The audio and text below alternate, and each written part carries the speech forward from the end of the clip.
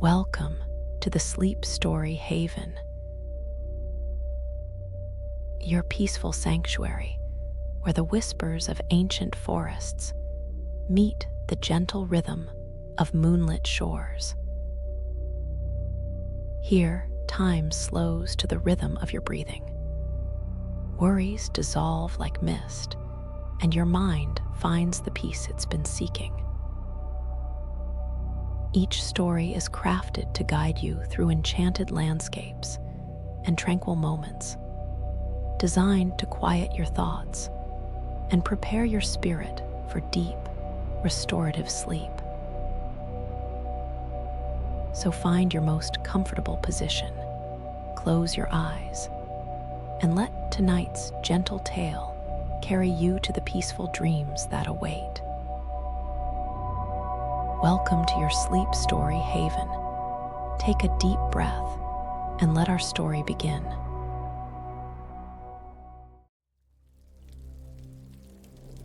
The Sacred Journey to Olympian Rest.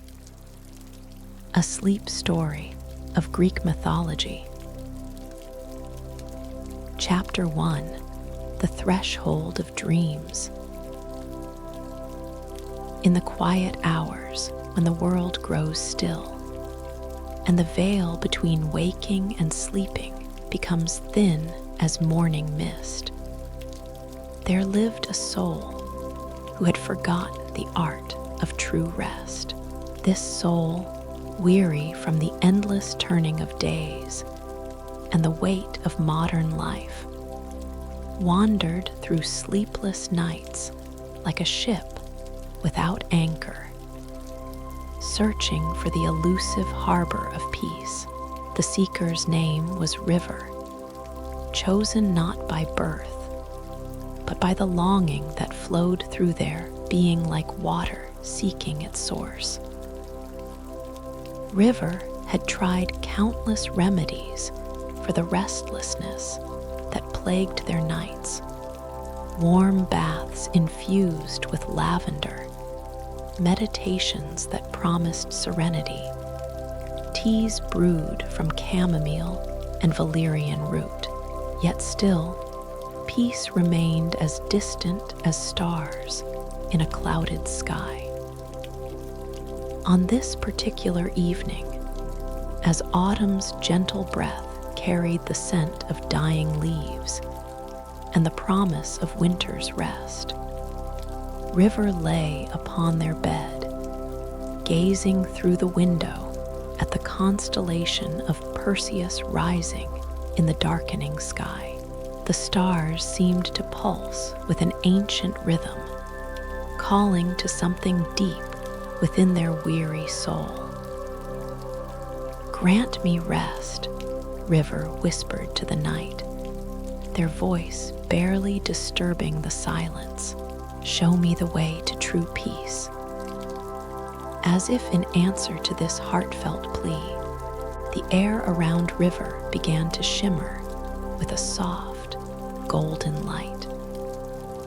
The boundaries of the familiar room grew fluid, like watercolors bleeding into one another, and River felt themselves gently lifting, floating on currents of warm, honeyed air that smelled of olive groves and Mediterranean herbs.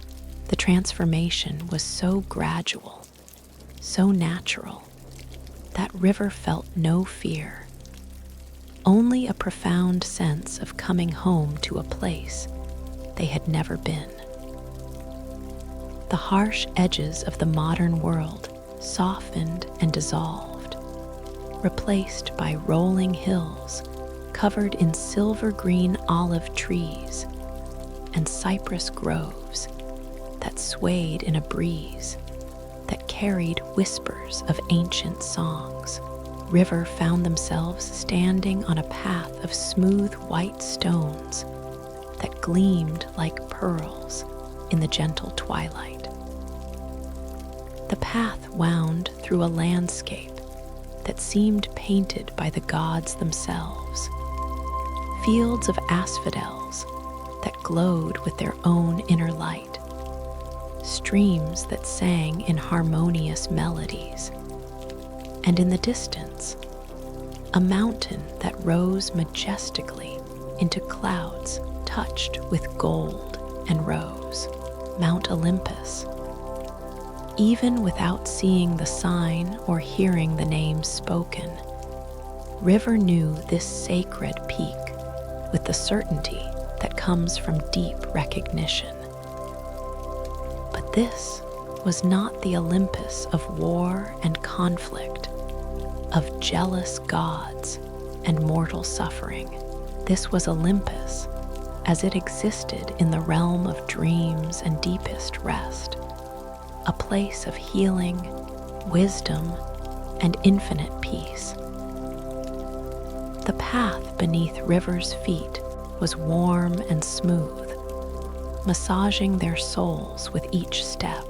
They wore robes of the softest linen, dyed the color of twilight sky, that moved around their body like gentle caresses of wind. The fabric seemed to absorb the tensions of their earthly life with each fold and flow, drawing away the knots of stress and worry that had taken residence in their shoulders and heart.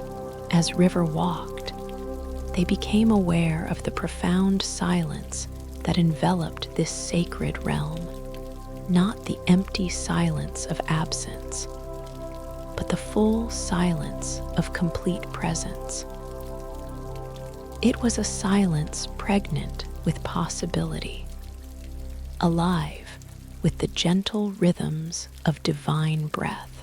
In this silence, River could hear the subtle music of their own heartbeat slowing, deepening, finding its natural pace. The air itself seemed to nourish them with each breath. It tasted of honey and wild thyme, of ocean spray and pine needles, of all the pure elements of the Mediterranean that had witnessed the birth of civilization and the first dreams of humankind.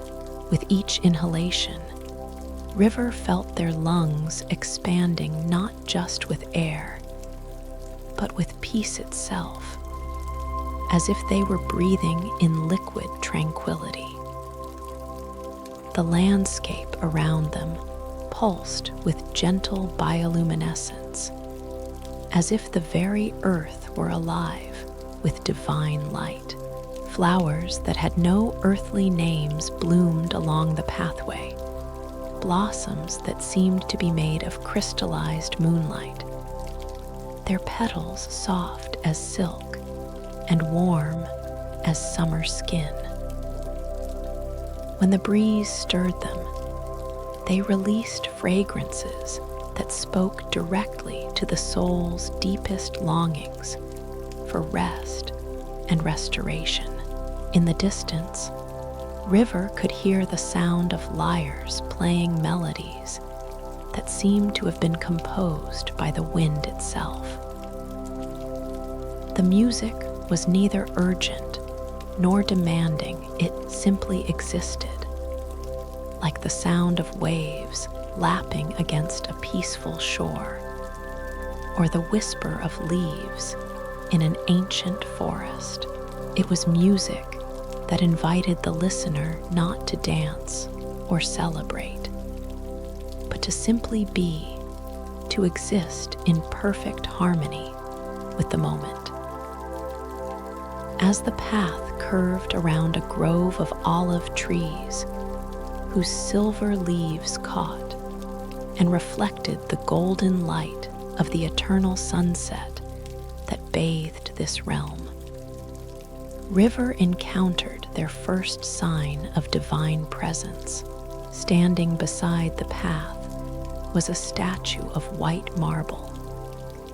But as River approached, they realized it was not a statue at all, but a being of such perfect stillness and serenity that they had initially mistaken it copper-carved stone.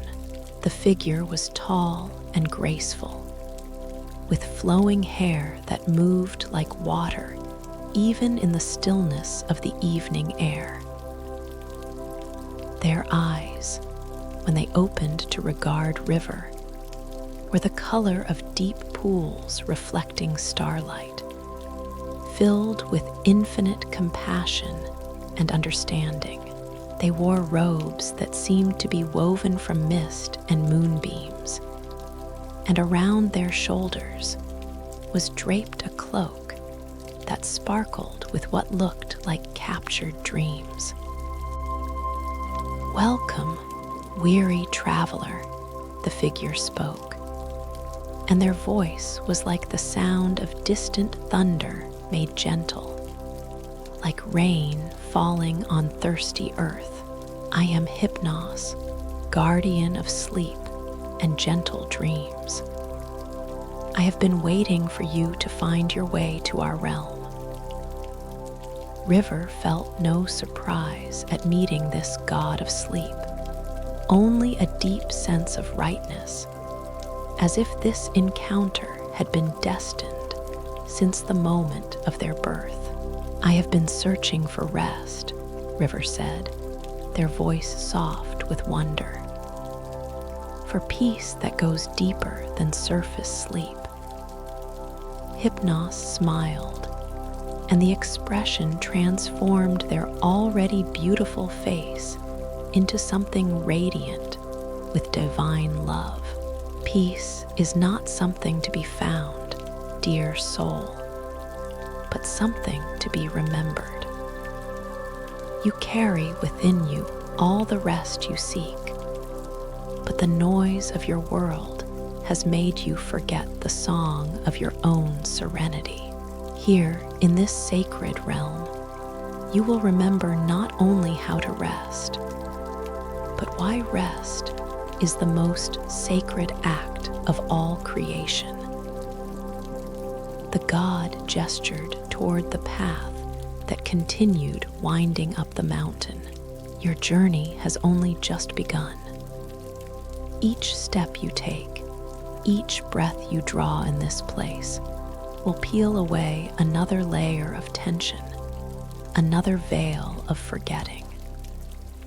By the time you reach the summit of sacred Olympus, you will have remembered your true nature, the part of you that is eternal peace itself."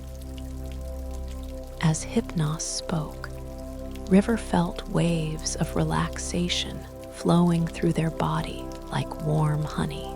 The god's presence was like a powerful sedative that worked not by dulling the senses, but by awakening them to the subtle pleasures of pure existence. River's eyelids grew heavy, not with fatigue, but with the delicious weight of perfect contentment. "Sleep is not the opposite of consciousness," Hypnos continued, their voice now seeming to come from all around River, from the very air itself. "Sleep is consciousness returning to its source, like a river flowing back to the ocean. In this realm, you will learn to sleep while awake, to rest while moving, to find perfect stillness in the center of your being." The god began to fade like morning mist touched by sunlight, but their voice remained, wrapping around River like a blanket of soft down. "Continue on the path, beloved traveler. Each being you meet will offer you a gift, not something external to acquire, but something internal to remember.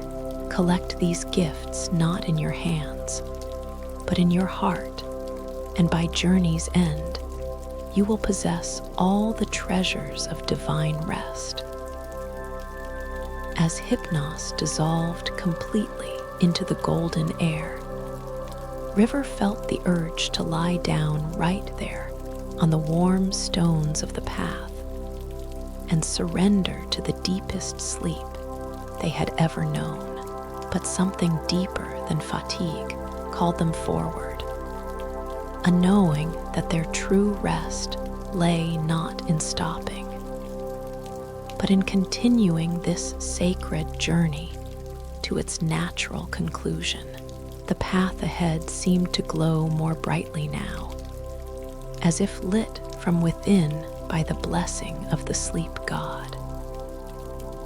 Each stone beneath River's feet pulsed with gentle warmth, massaging away the last remnants of earthly tension. The robes they wore seemed to grow softer with each step, adapting perfectly to their body's needs, providing exactly the right amount of warmth and comfort. As River walked deeper into the sacred realm, they became aware of subtle changes in their perception. Colors seemed richer yet softer, as if seen through a veil of liquid light. Sounds came to them muffled and gentle, wrapped in the cotton wool of perfect peace. Time itself seemed to slow and deepen, each moment stretching into infinity, allowing River to fully inhabit each instant of their journey. The landscape around them began to shift and evolve, responding to River's deepest needs for beauty and tranquility. Waterfalls appeared where they had not been before, their cascades catching the eternal light and breaking it into millions of tiny rainbows. Gardens of impossible flowers bloomed alongside the path, blossoms that seemed to be made of crystallized music, their petals singing in harmonies too beautiful for earthly ears. In the distance, River could see other figures moving along parallel paths that wound around the mountain. These were other seekers, other souls who had found their way to this realm of divine rest. They moved with the same slow, meditative pace that River had adopted, their faces serene with the peace that comes from knowing that they were exactly where they needed to be. As the first chapter of River's journey drew to a close, they paused beside a fountain that bubbled with water that looked like liquid starlight. The fountain was carved from a single piece of white marble that seemed to glow from within, and around its base grew flowers that released fragrances of jasmine and rose, of sandalwood and frankincense. River cupped their hands and drank from the fountain, and the water tasted like all the purest waters of the earth combined: mountain springs and Arctic ice, rainwater and morning dew. As the liquid flowed down their throat, River felt it washing away not just physical thirst, but the deeper thirst of the soul for connection with the divine.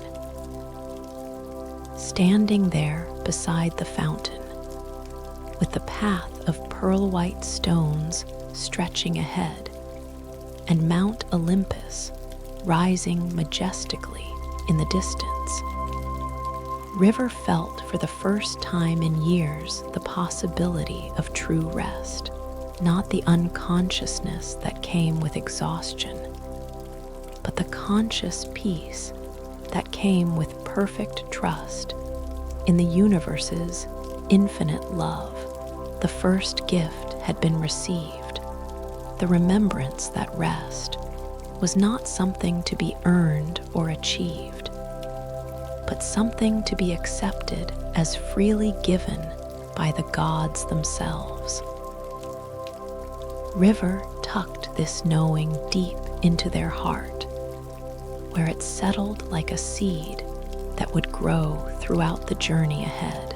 As the eternal sunset painted the sky in shades of rose and gold, River prepared to continue their ascent toward the realm of the gods, knowing that each step would bring them closer, not just to Mount Olympus, but to the sacred rest that dwelt in the very center of their being.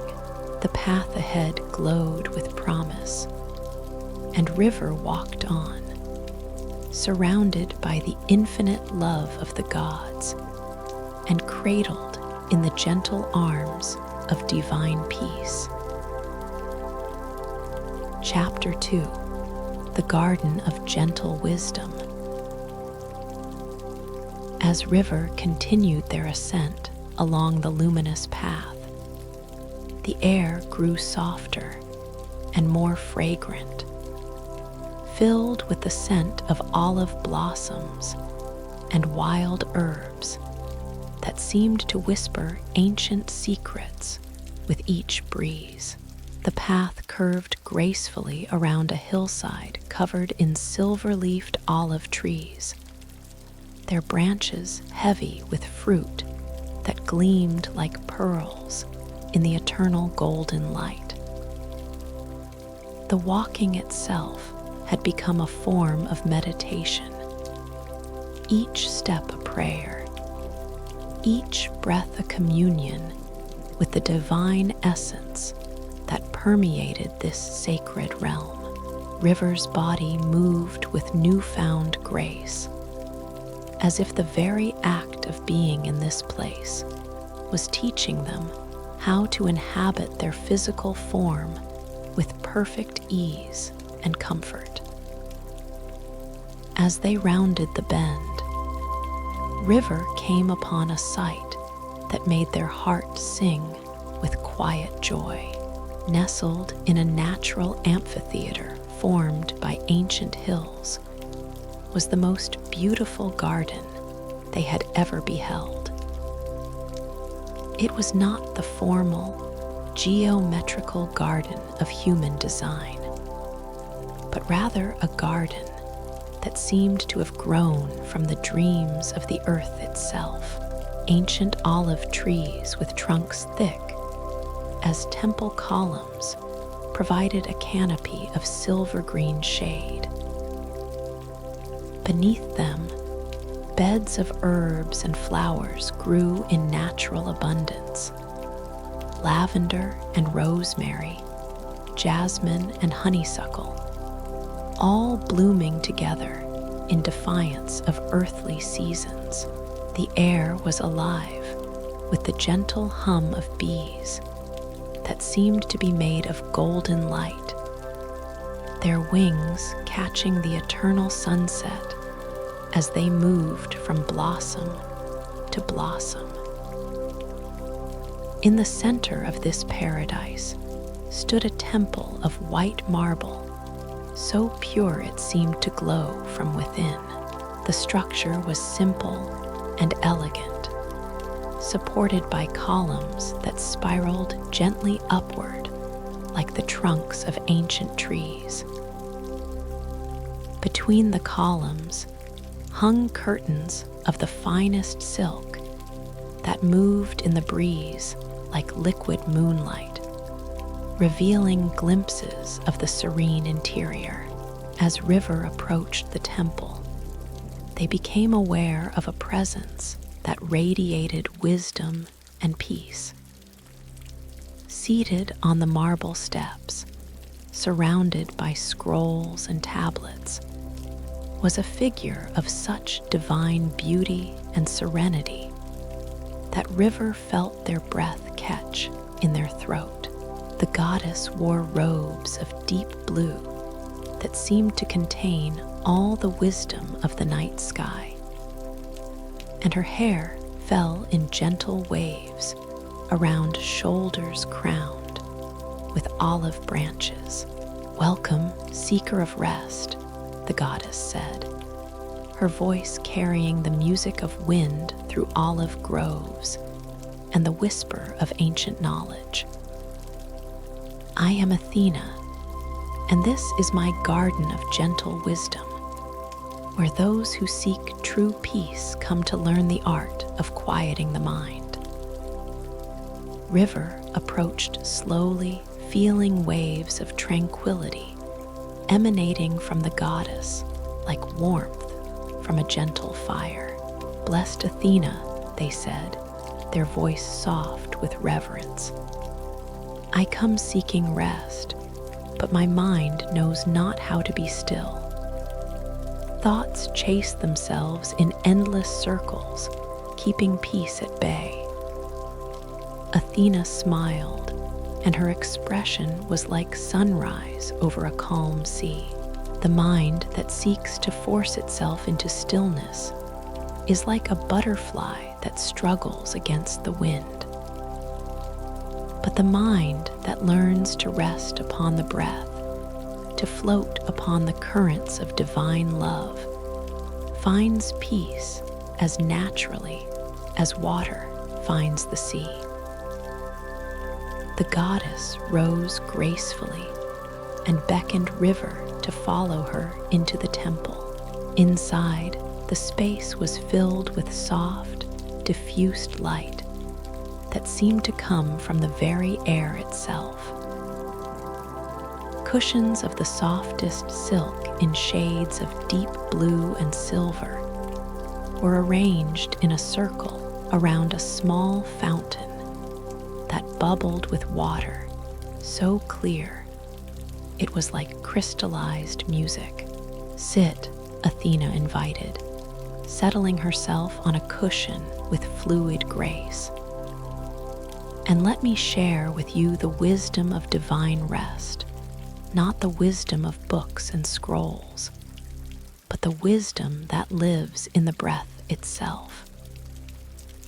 River sank onto a cushion that seemed to embrace their body with perfect support, molding itself to their form as if it had been crafted specifically for their comfort. The silk was warm against their skin, and they could feel tensions they didn't even know they carried beginning to melt away. "In your world," Athena began, her voice like honey flowing over warm stone, "wisdom is often seen as activity of the mind, thinking, analyzing, solving, planning. But here in the realm of divine rest, we know that the highest wisdom comes not from thinking, but from the stillness between thoughts." As she spoke, the goddess gestured to the fountain in the center of their circle. The water bubbled and flowed with perfect rhythm, creating a sound that was both constant and ever-changing, like a heartbeat made of liquid music. "Listen to the fountain," Athena instructed. "Each bubble that rises to the surface is like a thought appearing in consciousness. See how they arise, exist for a moment in the light, and then dissolve back into the water from which they came. This is the natural rhythm of the mind at rest. Thoughts arise and dissolve without effort, without struggle, without the need to grasp or push away." River focused their attention on the fountain, and as they did, they felt their own mental chatter beginning to slow and settle. The urgent thoughts that usually crowded their consciousness seemed to lose their grip, becoming as gentle and natural as the bubbles dancing on the water's surface.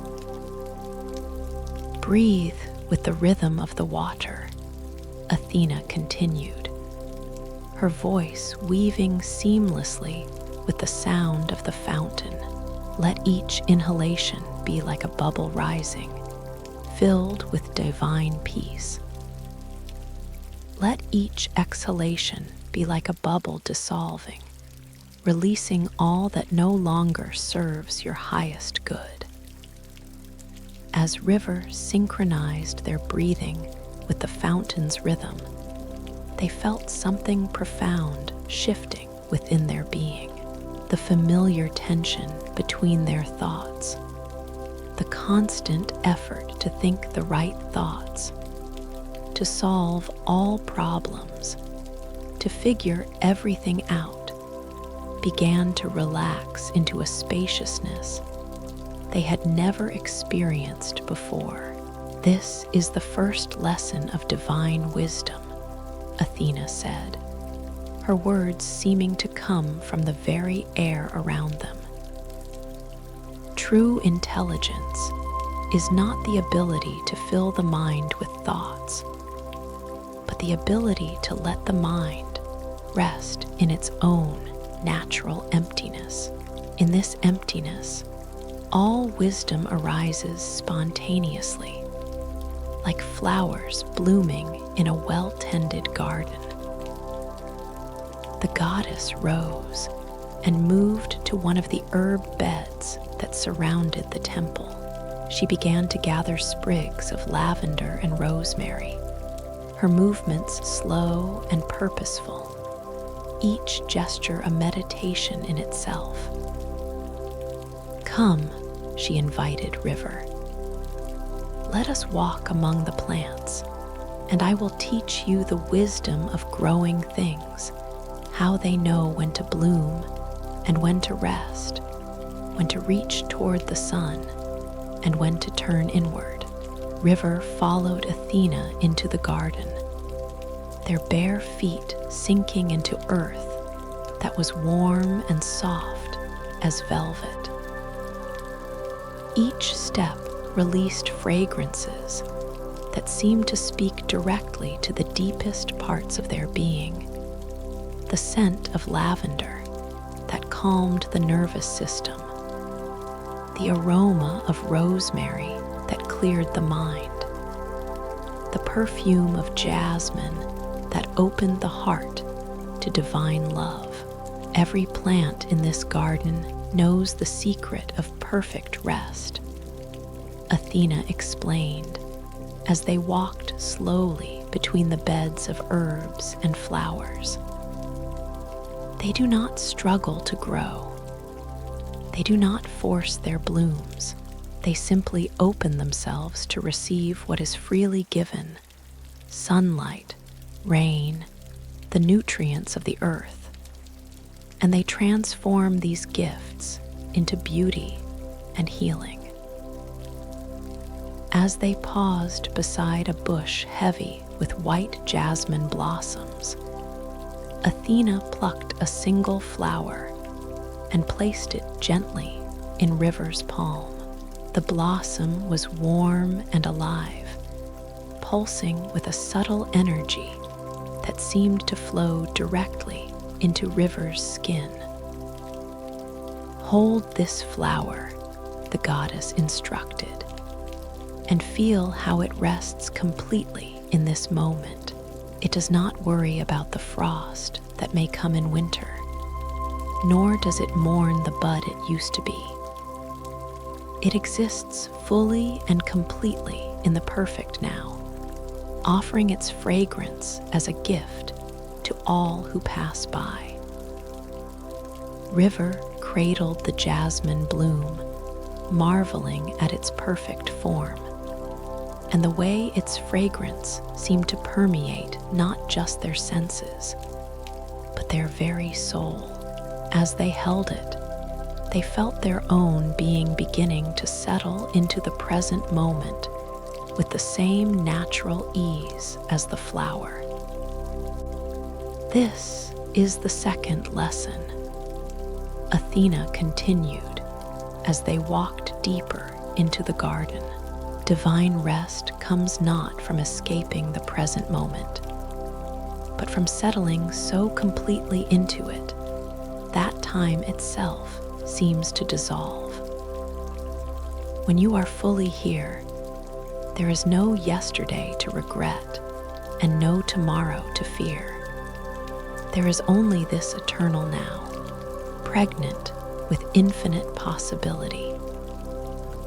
They came to a grove of ancient olive trees whose trunks were so wide that several people could have embraced each one.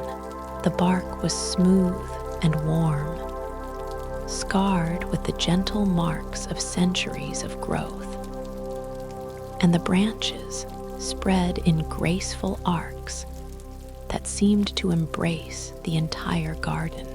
These trees have stood here since the first dawn of this sacred realm, Athena said, placing her hand on the smooth bark of the largest tree. They have witnessed the birth and death of countless seasons, yet they remain eternally young because they know the secret of divine time. River approached the tree and placed their own hand beside Athena's. Immediately, they felt a surge of ancient wisdom flowing into their palm, not thoughts or concepts, but a deep knowing that seemed to settle into their bones. The tree's life force was like a slow, powerful river of peace that flowed beneath the surface of all temporary phenomena. Feel how deeply rooted they are, the goddess said. Their roots reach down into the very heart of the earth, drawing nourishment from the source of all life. Yet their branches reach upward toward the infinite sky, open to receive the blessings of heaven. This is the posture of divine rest, deeply grounded, yet completely open, firmly rooted, yet infinitely receptive. As River pressed their palm against the ancient bark, they felt their own energy beginning to mirror that of the tree. Their awareness seemed to grow roots that extended deep into the earth, connecting them to the stable, nourishing presence that dwelt at the heart of all existence. At the same time, their consciousness expanded upward and outward, opening like branches to receive the blessings of divine love that rained down from the eternal sky. Rest here a while, Athena invited, settling herself against the base of the tree with her back supported by its massive trunk. Let yourself be held by this ancient wisdom and allow your being to remember its own roots in the eternal. River sank down beside the goddess, their back against the warm, smooth bark. The tree seemed to embrace them with arms of solid peace, and they felt held and supported in a way they had never experienced before. The olive tree's energy was like a powerful anchor that allowed their mind to float freely without fear of being swept away. Above them, the silver-green leaves whispered secrets in the gentle breeze, their movement creating patterns of light and shadow that danced across River's closed eyelids. The sound was hypnotic and deeply soothing, like a lullaby sung by the earth itself. In your world, people fear rest because they believe it means stagnation or laziness. Athena's voice seemed to come from the tree itself now, wrapping around River like warm honey. But divine rest is the most creative force in the universe.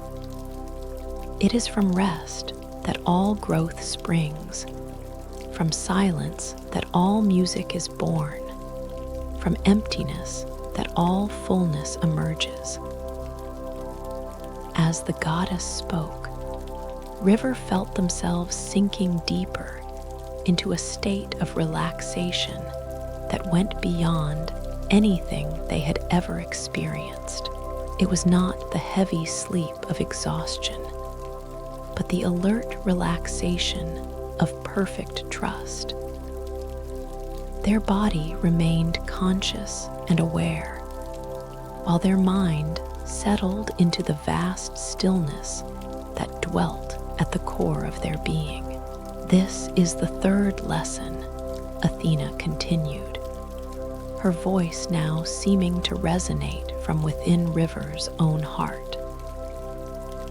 Divine rest is not a passive state, but an active receptivity to the constant flow of grace that surrounds and permeates all existence. When you rest in this way, you become a vessel for divine love to express itself through you. The afternoon, if time could be called afternoon in this realm, where the light never failed, passed in perfect tranquility.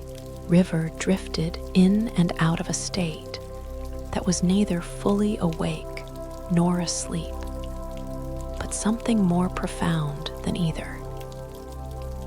They were conscious of the tree's presence, of Athena's peaceful energy, of the garden blooming around them in eternal spring. Yet their awareness had expanded beyond the boundaries of their individual self. They became the tree, feeling the slow circulation of sap and the patient process of growth.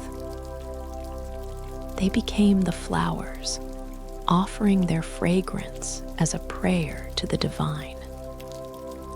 They became the very earth, solid and supportive, nurturing all life with endless generosity. In this state of expanded awareness, River understood experientially what Athena meant by divine rest. It was not the absence of activity, but participation in the fundamental harmony that underlies all existence. As the light began to shift toward the deeper gold of approaching evening, Athena stirred beside them. "It is time for you to continue your journey," she said gently. "But before you go, receive the gift that this garden offers to all who rest within its embrace."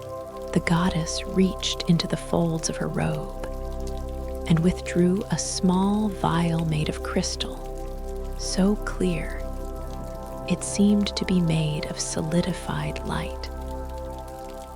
Inside the vial swirled what looked like liquid starlight, opalescent and beautiful. "This is the essence of divine wisdom," Athena explained, placing the vial in River's palm. "But it is not wisdom of the mind. It is the wisdom of perfect rest, the knowing that comes when thoughts settle into stillness and the heart opens to receive direct guidance from the source of all truth." River held the vial up to the light, watching the liquid within pulse and swirl with its own inner radiance.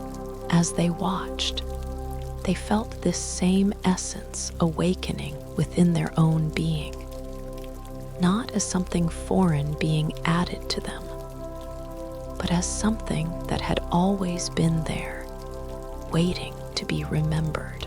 "Whenever you need to remember how to rest your mind," Athena said, "touch your heart and recall this moment. Feel again the peace of this garden, the wisdom of the ancient olive tree, the perfect presence of the jasmine flower. The peace you have found here does not belong to this place. It belongs to you. It is your birthright as a child of the divine. River carefully tucked the crystal vial into the folds of their robe, where it settled against their heart with a gentle warmth. As they did, they felt the wisdom of Athena's garden taking root in their being, becoming a permanent part of their essence that they would carry with them always. Rising gracefully from their place against the tree, River felt profoundly changed by their time in the garden of gentle wisdom. Their mind, which had arrived chattering and restless, now hummed with the quiet peace of deep knowing. Their thoughts had not disappeared, but they now moved through their consciousness like gentle breezes through olive branches, present but not demanding, noticeable but not overwhelming. "Thank you, blessed Athena," River said, their voice soft with gratitude. "I feel as though I have been given a new mind, one that knows how to rest in the spaces between thoughts." The goddess smiled, and her face was radiant with divine love. "You have given yourself this gift simply by being willing to receive it. Continue on your path, dear seeker, and know that the wisdom you have discovered here will deepen with each step you take toward the summit of divine rest." As River prepared to leave the garden, they turned back once more to look at the temple nestled among the olive trees, at the fountain singing its eternal song, at the flowers blooming in perfect trust. They knew they would carry this image with them always, a sanctuary of peace they could return to whenever their mind needed to remember the art of divine rest. The path ahead gleamed with pearl-white light, winding further up the mountain toward new mysteries and deeper gifts. River stepped forward with confidence now, their being grounded in the wisdom they had received, their heart open to whatever blessings awaited them in the heights above. Behind them, Athena settled back against her ancient tree, her smile blessing all seekers who would find their way to her garden in search of the wisdom that can only be discovered in perfect rest. Chapter 3: The Sanctuary of Healing Light. The path from Athena's garden began to climb more steeply as it wound its way up the sacred mountain. Yet River felt no strain or effort in their ascent. The crystal vial given by the goddess of wisdom pulsed gently against their heart, and with each pulse, waves of clarity and peace flowed through their being. Their footsteps fell into a natural rhythm that seemed to harmonize with the heartbeat of the mountain itself. As they climbed higher, the landscape around them began to change in subtle but profound ways. The olive groves gave way to terraces of flowering almond trees, whose blossoms released petals that danced on the warm breeze like snow made of light. The air grew thinner and sweeter, carrying fragrances that spoke of high mountain meadows and sacred springs. The path itself seemed to be carved from a single piece of luminescent stone that grew brighter as the evening deepened. Each step created a gentle chime, as if river were walking on crystallized music, and the sound echoed softly among the peaks, creating harmonies that spoke directly to the soul. After what felt like both moments and hours, for time moved differently in this realm of divine rest, river crested a ridge and found themselves looking down into a valley that took their breath away. Nestled between peaks that glowed with their own inner light was a temple unlike anything they had ever imagined. The Temple of Apollo rose from the valley floor like a song made visible, its columns spiraling upward in perfect golden proportions that seemed to embody the mathematical harmony underlying all creation. The entire structure appeared to be carved from a single massive crystal that captured and amplified the eternal light, sending rainbows dancing across the surrounding meadows of narcissus and hyacinth.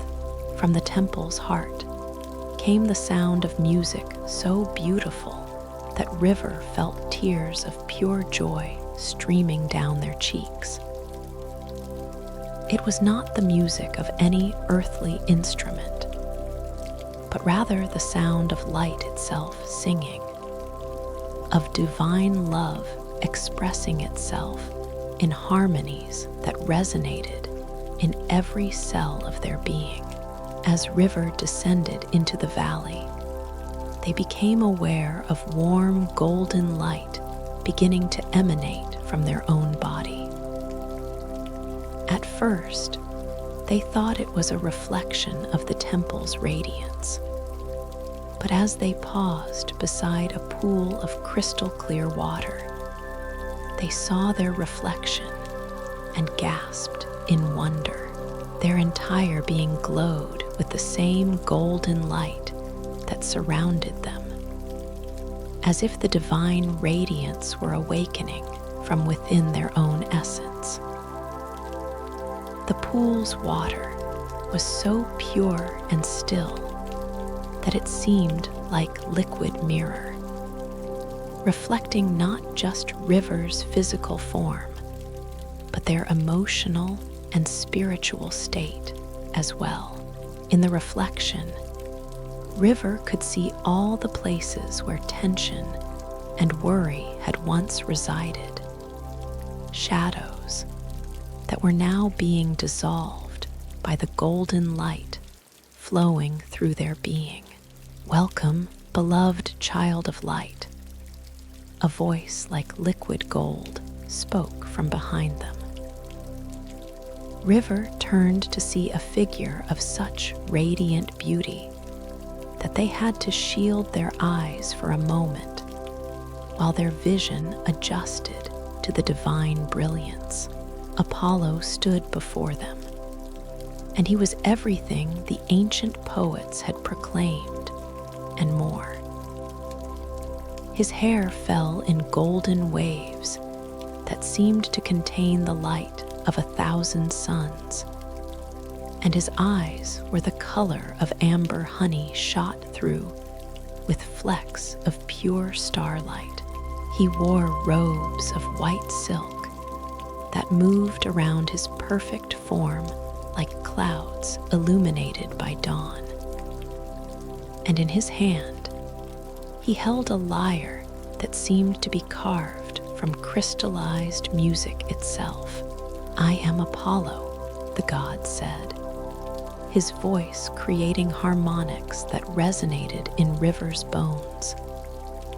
keeper of the healing light, guardian of music and poetry, and guide for all souls who seek restoration through divine radiance. You have come to my sanctuary carrying shadows that have grown heavy in your heart. Here, in the presence of pure light, these shadows will dissolve like morning mist touched by the first rays of dawn. River felt immediately that they were in the presence of a healer whose power transcended anything the earthly world could offer. Apollo's very presence was like standing in a shaft of the purest sunlight, warm and energizing, yet infinitely gentle. The god's golden radiance didn't blind or overwhelm. Instead, it seemed to awaken corresponding light within River's own being. "Great Apollo," River said, their voice trembling with emotion. "I have carried within me shadows I didn't even know existed, dark places where healing light has never penetrated. I long to be whole, to feel the warmth of divine love in every corner of my being." Apollo smiled, and his expression was like sunrise over a peaceful sea. "The shadows you speak of are not your enemies, dear one. They are simply places within you that have forgotten their own luminous nature. In my sanctuary, we do not fight against darkness. We kindle such bright light that the shadows naturally transform into radiance." The god gestured toward the crystal temple that sang with its ethereal music. "Come, let us enter the heart of healing light, where you will remember that you are not a being who sometimes experiences divine radiance. You are divine radiance itself, temporarily forgetting its own nature." As they walked together toward the temple, River felt waves of warmth and healing flowing from Apollo's presence. With each step, they could feel areas of tension and old emotional wounds beginning to soften and release. The god's golden light seemed to penetrate into the deepest recesses of their being, illuminating and healing places that had been locked in darkness for years. The temple's entrance was an archway of living light that seemed to recognize River's approach, parting like a curtain to welcome them into the sacred interior. Inside, the space was vast and filled with a light so pure and perfect that it seemed to exist beyond the spectrum of ordinary vision. The walls themselves appeared to be made of crystallized harmony, refracting the divine radiance into infinite patterns of color and beauty. In the center of the temple stood a pool of water that glowed with golden light from within. The pool was perfectly circular, its edges carved with symbols that seemed to shift and change as River watched, always maintaining perfect symmetry and proportion. The water's surface was so still it seemed solid, like a mirror made of liquid gold. "This is the pool of healing light," Apollo explained, his voice echoing beautifully in the crystalline space. Its waters carry the essence of pure divine radiance, the same light that burns in the heart of every star and flows through the center of every living being. To bathe in these waters is to remember your true nature as a being of infinite light. River approached the pool with a mixture of awe and anticipation. The water's glow seemed to respond to their presence, growing brighter and more radiant with each step. They could feel their body beginning to vibrate with the same frequency as the pool's golden light, as if they were a tuning fork resonating with the fundamental tone of the universe. Disrobe, Apollo instructed gently, and let go of all coverings, both physical and emotional. In this sacred space, there is nothing to hide and nothing to protect. You are safe in the embrace of divine love, and every part of your being is cherished and accepted exactly as it is. River let their twilight-colored robes fall away, and as they did, they felt layers of emotional armor and psychic protection dissolving as well. For the first time in years, they stood completely naked and vulnerable, yet they felt no shame or fear.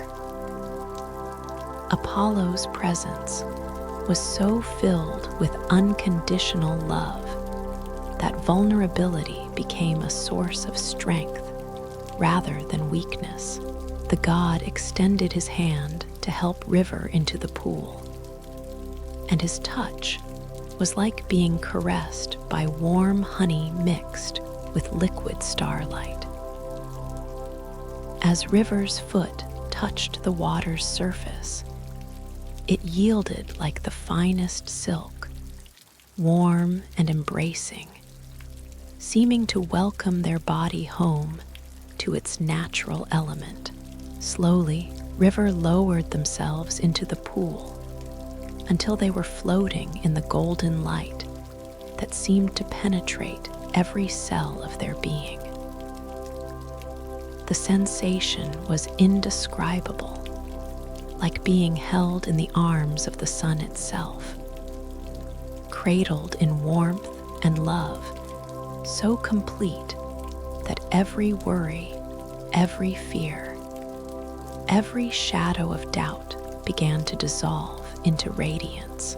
Breathe, Apollo instructed, settling himself on the pool's edge where his feet dangled in the glowing water. Let each breath draw the healing light deeper into your being.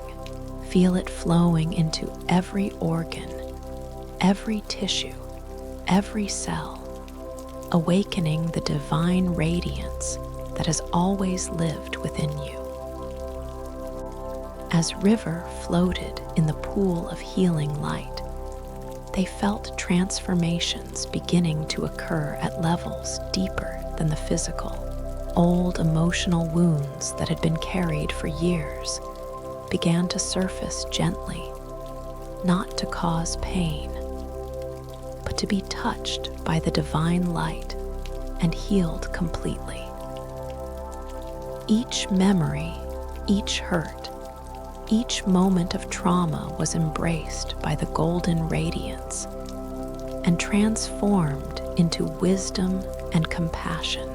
Apollo began to play his lyre, and the music that flowed from the crystalline strings was like liquid healing poured directly into River's soul. Each note seemed to resonate with a different aspect of their being. Some notes healing the body, others mending the heart, still others illuminating the mind with divine wisdom. The music wove together into a symphony of restoration that addressed every level of River's existence simultaneously. "In your world," Apollo said as he played, his voice harmonizing perfectly with the lyre's ethereal tones, "healing is often seen as a struggle against disease or dysfunction, but divine healing is not a battle, it is a remembering. Your body knows how to be perfectly healthy. Your heart knows how to love unconditionally. Your mind knows how to rest in divine wisdom. The healing light simply reminds them of what they have temporarily forgotten." As the gods spoke and played, River felt layers of limitation and doubt being peeled away like old bandages removed from healed wounds. They began to remember what it felt like to inhabit a body that was perfectly aligned with divine flow, to carry a heart that overflowed with love for all creation, to possess a mind that rested in unshakable peace. The golden light in the pool began to pulse in rhythm with River's heartbeat, and they realized that their individual life force was synchronizing with the cosmic rhythm that animated all existence. They were no longer a separate being receiving healing from outside themselves. They had become one with the healing light itself. "Feel the radiance spreading through your being," Apollo continued, his music growing even more beautiful and complex.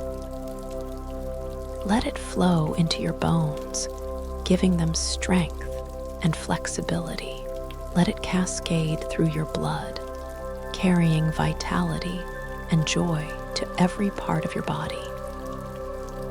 Let it illuminate your nervous system, creating perfect harmony between all the systems that sustain your life." River could indeed feel the light moving through their body exactly as Apollo described. Their bones began to feel like they were made of crystallized sunlight, strong yet light, flexible yet stable.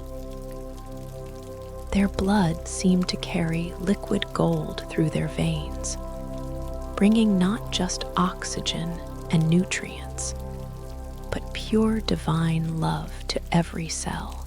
Their nervous system hummed with perfect harmony, creating a sense of integration and wholeness they had never experienced before. But the healing went even deeper than the physical. Apollo's music began to reach into the emotional and spiritual dimensions of River's being, healing wounds that existed beyond the body's boundaries.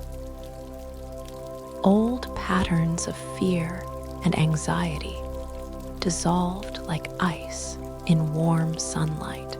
Deeply held beliefs about limitation and unworthiness were replaced by an unshakable knowing of their divine nature.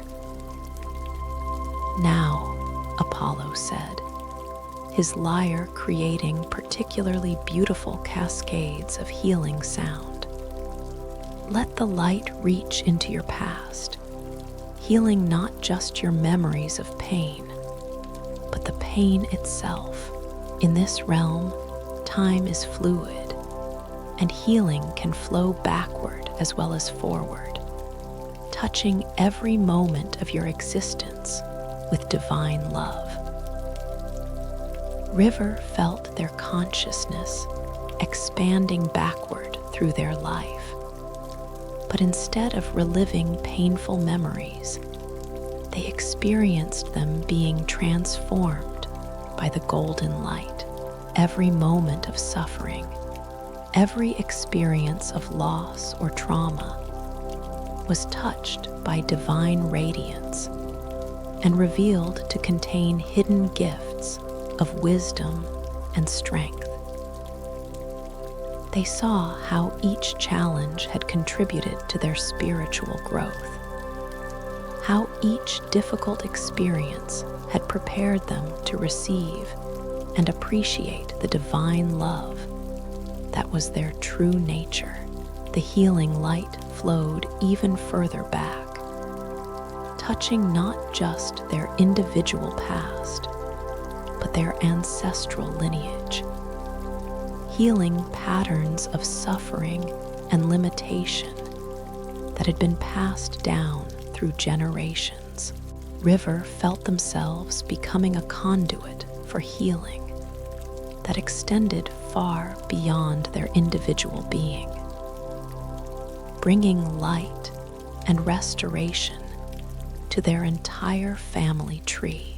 As this profound healing continued, Apollo's music began to reach crescendo, each note seeming to shatter the last vestiges of any beliefs or patterns that were not aligned with River's highest good.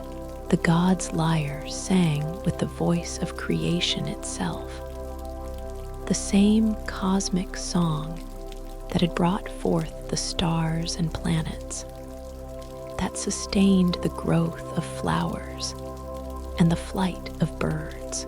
Open your heart completely now, Apollo instructed, his voice blending seamlessly with his music. Let the healing light expand beyond the boundaries of your individual being.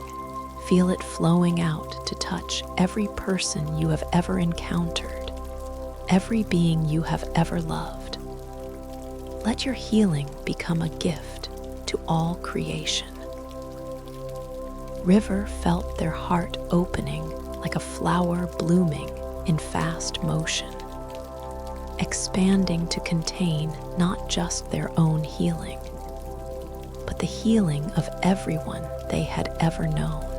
The golden light flowed out from there, being in waves of pure love, carrying blessings and restoration to all beings everywhere. In this moment, they understood that individual healing and collective healing were the same phenomenon viewed from different perspectives. Time seemed to stop completely as River floated in the pool of healing light, their being completely saturated with divine radiance. They were no longer aware of having a separate body or individual identity. They had become pure consciousness, pure love, pure healing light, expressing itself in infinite forms. Gradually, gently, Apollo's music began to quiet, and River found themselves slowly returning to awareness of their individual form. But they were profoundly changed. The body they inhabited now felt like a vehicle of light, rather than a burden of flesh. Their heart carried an unshakable peace that seemed to radiate outward like a gentle sun. Their mind rested in a clarity that was both empty and full, silent yet vibrant with divine knowing. Rise now, beloved child of light, Apollo said softly, extending his hand to help River from the pool. You have remembered your true nature as a being of divine radiance. This light that now flows through your being is not something temporary that will fade. It is your essence, your birthright, your eternal inheritance. As River stepped from the pool, they marveled at the transformation that had occurred. Their skin seemed to glow with an inner radiance, and they felt lighter than air, yet completely grounded. Every movement was graceful and effortless, as if they were dancing with the fundamental rhythms of creation itself. Apollo wrapped them in robes of the purest white silk that seemed to be woven from moonbeams and starlight. The fabric felt alive against their skin, warm and supportive, seeming to enhance and amplify the divine radiance that now flowed through their being. Before you continue your journey, the god said, reaching into the folds of his own luminous robes, receive the gift that my sanctuary offers to all who bathe in the healing light. He withdrew a pendant that took River's breath away. It was a small sun carved from what appeared to be solidified golden light, suspended on a chain that seemed to be made of crystallized music. The pendant pulsed with the same rhythm as River's heart, and they could feel it radiating warmth and healing energy even from a distance. This is the sun of eternal radiance, Apollo explained as he placed the chain around River's neck.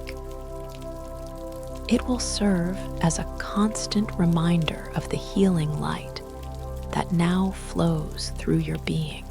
Whenever you feel shadows beginning to gather in your heart or mind, simply touch this pendant and remember this moment. Feel again the golden light flowing through every cell of your being, and know that you carry the power of divine healing within you always. The pendant settled against River's heart with a sensation of perfect rightness, its warmth penetrating deep into their chest and spreading throughout their entire being. They felt as though they had been given a piece of the sun itself to carry with them always, a source of light and warmth that could never be extinguished. Thank you, blessed Apollo, River said, their voice rich with gratitude and wonder. I feel as though I have been reborn as a being of light. Every cell of my body sings with the radiance you have awakened within me. Apollo smiled, and his face was radiant with divine joy. You have not been given something you did not already possess, dear one. You have simply remembered what was always true about your nature. Continue on your path and know that the healing light you carry will be a blessing not only to yourself, but to every being you encounter. As River prepared to leave the sanctuary of healing light, they turned back once more to look at the crystal temple that had been the site of their profound transformation. The structure seemed even more beautiful now, its light more radiant, its music more enchanting, as if their own healing had contributed to its divine splendor. The path ahead glowed with golden light that seemed to emanate from River's own being, and they realized that they would never again walk in darkness. The healing light they carried within them would illuminate their way always, guiding them toward ever greater states of divine rest and restoration. Behind them, Apollo continued to play his lyre, the healing music following them as they began their ascent toward even higher realms of the sacred mountain.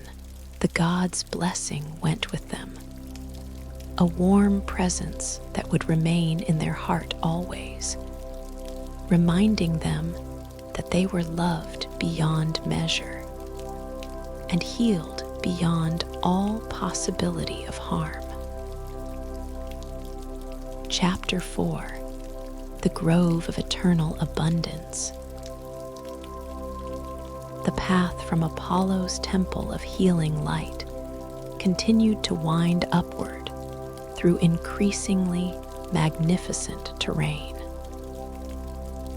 River's footsteps fell with perfect rhythm on the luminous stones, each step creating gentle chimes that harmonized with the music still echoing from the crystal sanctuary below. The pendant of eternal radiance pulsed gently against their heart, keeping time with their breathing and filling their being with waves of golden warmth. As they climbed higher, the air grew sweeter and more intoxicating, carrying fragrances that spoke of ripening fruit and blooming grain, of honey flowing from ancient hives and wine aging in divine cellars. The landscape around them began to change, revealing terraces carved into the mountainside where vines heavy with ethereal grapes caught the eternal light, their leaves rustling with the whispered secrets of perfect abundance. The path curved around a natural amphitheater formed by living rock, and River found themselves standing at the entrance to a grove unlike anything they had ever imagined. Ancient trees of every variety known to human civilization, and many that existed only in divine realms, spread their branches in perfect harmony. Olive and fig, apple and pomegranate, almond and walnut, all growing together in defiance of earthly seasons and climate. The trees were magnificent beyond description, their trunks thick and strong, their branches heavy with fruit that seemed to glow with its own inner light. Beneath them, fields of grain swayed in golden waves that caught and reflected the eternal sunset, while gardens overflowing with vegetables and herbs created a tapestry of colors and textures that delighted every sense. In the heart of this paradise of abundance stood a figure whose presence radiated such nurturing love that River felt their spirit leap with recognition. Demeter, the great goddess of harvest and growth, tended her eternal garden with movements that were like a dance performed in perfect harmony with the rhythms of the earth. She was beautiful in the way that fertile soil is beautiful, in the way that a perfectly ripe fruit is beautiful, not with the sharp beauty of youth, but with the deep, satisfying beauty of abundance and fulfillment. Her hair fell in waves the color of ripe wheat, and her dress seemed to be woven from all the colors of autumn leaves.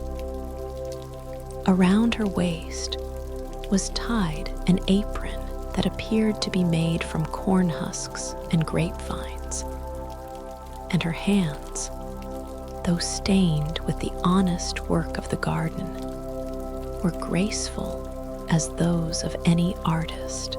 "Welcome, dear child," Demeter called out, her voice warm as summer rain on thirsty earth.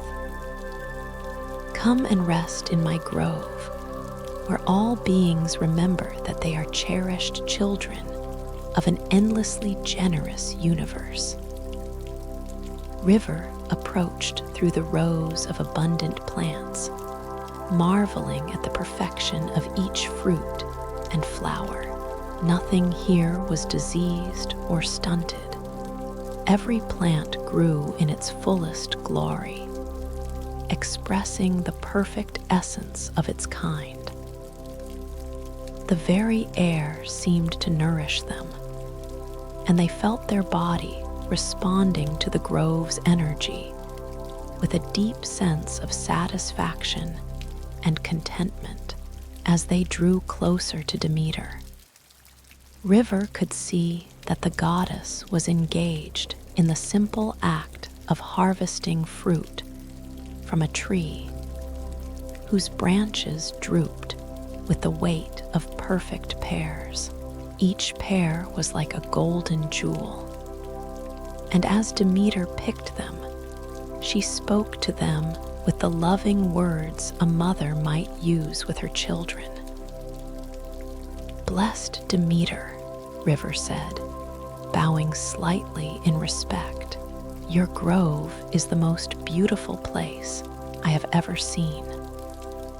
Every plant seems to radiate joy and abundance." The goddess smiled, setting down her basket of golden pears and turning her full attention to River. "That is because every plant here knows itself to be perfectly loved and completely provided for," she said. "When a being, whether plant, animal, or human, truly understands that the universe desires nothing more than to shower it with abundance, it cannot help but flourish." Demeter gestured for River to sit with her on a bench carved from a single piece of ancient oak, positioned beneath a tree whose branches created a natural canopy overhead. The bench was warm and smooth, fitting their body perfectly, and River felt immediately embraced by the nurturing energy of the grove. "In your world," the goddess continued, settling beside River with the natural grace of one completely comfortable in her own body, "people often struggle with lack of money, lack of love, lack of time, lack of peace. But this sense of lack is not a true reflection of reality. It is simply a forgetting of your essential nature as beloved children of an infinitely abundant universe." As Demeter spoke, River felt a deep hunger they hadn't even been aware of beginning to surface. It was not physical hunger, though their body also felt drawn to the nourishing abundance around them. This was a spiritual hunger, a longing to feel truly fed at the deepest levels of their being. "I have felt empty for so long," River admitted, their voice soft with emotion. "No matter how much I achieve or acquire, there always seems to be a hollow place inside me that nothing can fill." Demeter nodded with deep understanding, her eyes full of the compassion that comes from having witnessed countless souls struggle with this same spiritual hunger. "The hollow place you speak of cannot be filled with anything from the external world," she said gently. "It can only be filled when you remember that you yourself are the source of abundance you seek." The goddess rose and began to move among her plants, inviting River to follow. As they walked together through the rows of flourishing growth, Demeter spoke in the warm, nurturing tones of a loving mother, sharing the deepest secrets of life with her child. "Watch how these plants grow," she said, pausing beside a vine heavy with grapes that seemed to contain liquid sunlight. They do not reach out desperately, grasping for what they need. They simply open themselves to receive what is freely offered: sunlight, rain, nutrients from the soil. And they transform these gifts into sweetness and beauty. River watched the vine with new eyes, noticing how its leaves turned naturally toward the light without strain or effort, how its roots reached deep into the rich earth with perfect trust that nourishment would be found there. There was a quality of relaxed receptivity in the plant's entire being that spoke of absolute faith in the universe's desire to provide. This is the first secret of divine abundance. Demeter continued, plucking a single grape from the vine and offering it to River. True abundance comes not from taking, but from receiving. Not from grasping, but from opening. Not from forcing, but from trusting. River accepted the grape with reverence, placing it on their tongue. The flavor that burst forth was unlike anything they had ever tasted, sweet as honey, yet complex as wine, carrying within it the essence of pure sunlight and summer rain. As they swallowed, they felt nourishment flowing not just into their body, but into their soul, filling places that had been empty for years. Feel how this fruit feeds not just your physical hunger, but your spiritual hunger as well, Demeter observed, watching River's face light up with wonder. This is because it was grown in perfect love, tended with divine care, and offered as a gift from the heart of abundance itself. They continued walking through the grove, and with each step, River felt their understanding of abundance deepening. This was not the abundance of accumulation they had known in the world, the frantic gathering of possessions or achievements in an attempt to feel secure. This was the abundance of being completely present to the gifts that were constantly being offered by a loving universe. Demeter led them to a clearing where a table had been set with the most beautiful feast River had ever beheld. The table itself appeared to be carved from a single massive tree trunk, its surface polished to a warm glow that reflected the golden light of the eternal sunset. Upon it were arranged foods that seemed to have been crafted by the gods themselves. Fruits that glowed like jewels, grains that sparkled like gold dust, vegetables that radiated vitality and health. "Sit," Demeter invited, taking her place at the head of the table.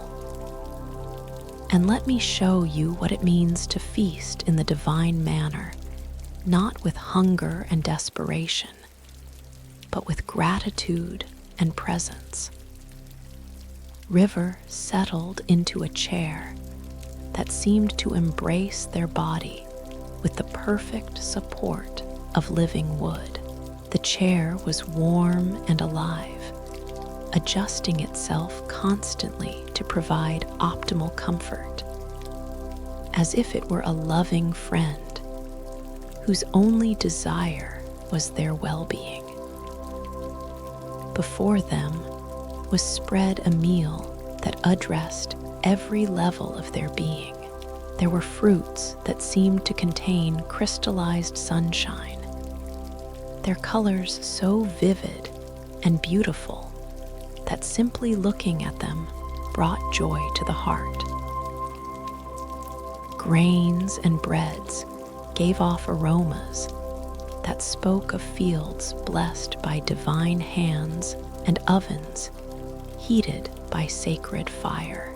Vegetables displayed themselves in arrangements so artistic that they seemed like gifts offered by the earth itself. "Before we eat," Demeter said, extending her hands palm up in a gesture of complete openness, "let us practice the first art of divine abundance, gratitude. Not gratitude as a technique to get more, but gratitude as a recognition of what is already flowing through our lives." River placed their hands in the same position, feeling immediately how this simple gesture opened their heart and expanded their awareness. As they sat with hands open to receive, they became conscious of the countless gifts they were receiving in every moment. The breath flowing effortlessly into their lungs, the warmth of the eternal light on their skin, the steady beating of their heart, the perfect support of the chair beneath them. "Feel the abundance that surrounds you in this very moment," Demeter guided, her voice like honey flowing over warm stone. "Feel how you are completely supported by the chair, by the earth beneath it, by the mountain that holds the earth, by the divine love that holds it all. You are resting in an ocean of abundance, and every breath you take proves that the universe delights in keeping you alive."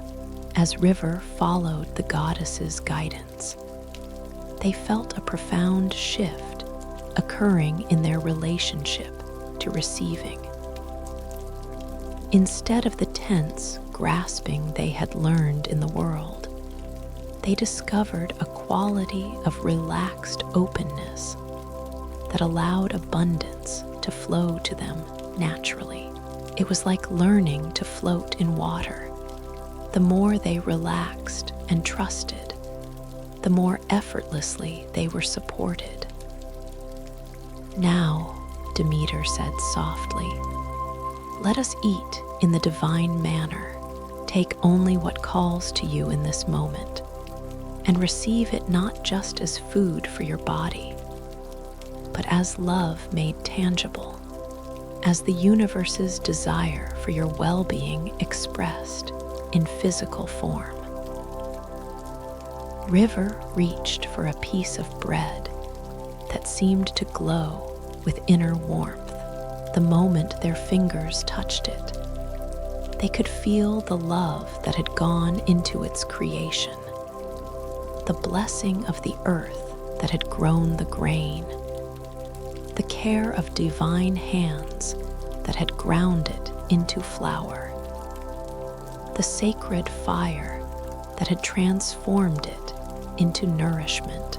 As they brought it to their mouth, they felt they were participating in a holy communion with the source of all abundance. The bread tasted like everything good they had ever eaten. Yet it was more than taste. It was satisfaction itself made edible. As they chewed slowly and mindfully, River felt nourishment flowing into every cell of their body. But more than that, they felt their entire being expanding with a sense of being completely provided for. "This is how the gods feast," Demeter explained, selecting a perfect fig that glowed like an amethyst in the golden light. "We eat not to fill an emptiness, but to celebrate the fullness that is our true nature. Every bite is a prayer of gratitude, every swallow an act of communion with the divine abundance that flows through all creation." As they continued to eat together in this sacred manner, River discovered that their capacity to receive seemed to expand infinitely, unlike earthly meals that eventually led to fullness and the inability to eat more.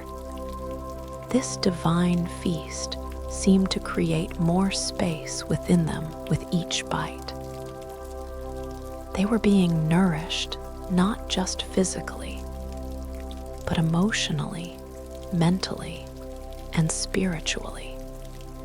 And there seemed to be no limit to how much nourishment they could receive. Between bites, Demeter shared the deeper teachings of divine abundance, her words flowing like a gentle stream that carried wisdom directly into River's heart. In your world, people believe that there is only so much good to go around, that if someone else has abundance, there must be less for them. But divine abundance is not like earthly resources. It expands when shared, multiplies when given, and increases when celebrated. To demonstrate this truth, the goddess reached for a bowl of what appeared to be honey mixed with starlight. As she ladled some onto her plate, instead of the bowl becoming less full, it seemed to become more abundant, the golden substance actually increasing in quantity and radiance. "Watch how abundance responds to generous sharing," Demeter said, now ladling the honey light onto River's plate as well. With each generous portion she gave, the bowl grew fuller and more radiant until it was overflowing with the golden substance that seemed to contain the essence of pure joy. River marveled at this demonstration, feeling their understanding of scarcity and abundance completely transformed. They began to see how their own beliefs about limitation had actually been creating the experience of lack in their life. By holding tightly to what they had, by sharing reluctantly and fearfully, they had been closing themselves off from the natural flow of abundance that wanted to move through them. The second secret of divine abundance, Demeter continued, now offering the honey light to invisible guests around the table, causing it to multiply even further, is that you are not a container trying to hold as much as possible, but a channel through which abundance flows to bless all creation. The more you allow to flow through you, the more there is for everyone, including yourself. As if to illustrate this truth, the feast before them began to multiply and expand. New dishes appeared, as if materializing from the very air, each one more beautiful and nourishing than the last. The table itself seemed to grow to accommodate the increasing abundance, and River realized that there was literally no limit to how much goodness could be present when it was shared with an open heart. The afternoon passed in this timeless communion of abundance, with Demeter sharing not just food, but the deepest secrets of how to live in perfect trust of the universe's endless generosity. River learned that every apparent lack in their life had been an invitation to remember their true nature as a beloved child of an infinitely giving cosmos. They learned to feel abundance in the simple act of breathing, recognizing that each breath was a gift freely given by the trees and plants around them. They learned to see abundance in the warmth of sunlight on their skin, understanding that the sun gave its light freely to all without favoritism or condition. They learned to recognize abundance in the beating of their own heart, marveling at how this vital organ served them faithfully, without any effort or payment on their part. As the light began to shift toward the deeper gold of approaching evening, Demeter rose from the table and beckoned River to follow her to a special grove within the larger garden. Here grew trees that seemed to exist beyond any earthly classification. Their fruits were like crystallized emotions, their leaves like captured thoughts made visible.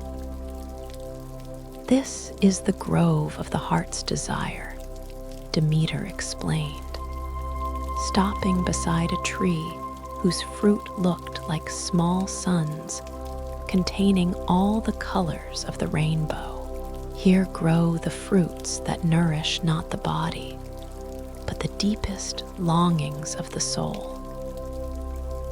River approached the tree with wonder, feeling their heart begin to resonate with the same frequency as the glowing fruit. As they drew closer, they could sense that each fruit contained a different quality. Some radiated peace, others love, still others creativity or wisdom or joy. Choose the fruit that calls to your heart, Demeter instructed gently, but choose not with your mind's ideas of what you should want, but with your soul's recognition of what you truly need. River stood before the tree, allowing their awareness to expand and their heart to guide their choice. As they did, one particular fruit began to glow more brightly than the others, seeming to pulse in rhythm with their heartbeat. It was a fruit that seemed to contain the essence of deep contentment, not the restless satisfaction that comes from getting what you think you want, but the profound peace that comes from knowing that you already have everything you need. They reached up and gently plucked the fruit from its branch, and the moment it touched their palm, they felt waves of contentment flowing through their entire being. The fruit was warm and alive, pulsing with the rhythm of a perfectly peaceful heart. Eat, Demeter encouraged with a smile of infinite love, and let the essence of true contentment take root in your being. River bit into the fruit, and the taste was indescribable, like eating satisfaction itself, like consuming the feeling of being perfectly loved and completely at peace. As they swallowed, they felt the essence of contentment settling into their bones, their blood, their very DNA becoming a permanent part of their nature. This is the third secret of divine abundance, Demeter said, as River finished the miraculous fruit. True abundance is not having everything you want, but recognizing that you already have everything you need. When you know yourself to be complete and whole exactly as you are, the universe delights in showering you with even more blessings. As River absorbed this profound teaching, they felt their entire relationship with desire and fulfillment transforming. The restless hunger that had driven them for so many years dissolved into a deep well of satisfaction that seemed to have no bottom. They realized that they had been seeking outside themselves for a sense of fullness that could only be found within. Before you continue your journey, Demeter said, reaching into the folds of her earth-colored dress, receive the gift that my grove offers to all who learn to feast at the table of divine abundance. She withdrew a small cornucopia, perfectly formed and no larger than River's palm. It appeared to be carved from a single piece of horn. But as River looked closer, they could see that it was actually made from crystallized gratitude, its surface swirling with golden light that contained the essence of perfect satisfaction. This is the horn of endless abundance, Demeter explained, placing it carefully in River's hands. It will serve as a reminder that you carry within you the source of all abundance. Whenever you feel the old hunger returning, the sense of lack or emptiness, hold this horn and remember this moment. Feel again the satisfaction of being perfectly fed at every level of your being. River accepted the horn with reverence, feeling its warmth spreading through their palms and up their arms. As they held it, they could sense that it contained the essence of every abundant moment they had experienced in Demeter's grove. The perfect taste of divine fruit, the satisfaction of sacred communion, the deep contentment of knowing themselves to be completely provided for. Thank you, blessed Demeter, River said, their voice rich with gratitude. I feel as though I have been taught the secret of true wealth, not the accumulation of things, but the recognition of the abundance that is always flowing through my life. The goddess smiled, her face radiant with the joy of a mother watching her child discover their own inherent worth. You have learned the most precious lesson of all, dear one, that you are not a beggar at the feast of life, but an honored guest at the table of divine abundance. Continue on your path and know that you will never again need to hunger for anything, for you carry the source of all satisfaction within your own being. As River prepared to leave the grove of eternal abundance, they took one last look around at the paradise Demeter had shown them. The trees heavy with glowing fruit, the table still overflowing with divine nourishment, the very air shimmering with the essence of abundance itself. All of it would remain in their heart forever as a reminder of their true nature, as a beloved child of an endlessly generous universe. The path ahead glowed with the same golden light that filled the grove, and River realized that they would never again walk in poverty of spirit. The horn of endless abundance rested against their heart, next to Apollo's pendant of healing light. And together these divine gifts created a resonance that filled their entire being with unshakable peace and joy. Behind them, Demeter returned to her eternal tending of the sacred grove, her blessing following River as they began their ascent toward even greater mysteries and deeper revelations of divine rest. Chapter 5: The Shores of Infinite Peace. The path from Demeter's grove of abundance continued its gentle ascent through terrain that seemed to become more ethereal and dreamlike with each step. River walked with a new lightness, their being nourished at such a deep level that they felt they could walk forever without fatigue. The horn of endless abundance and the pendant of healing light created a gentle resonance against their heart, while Athena's crystal vial of wisdom pulsed softly in harmony with their breathing.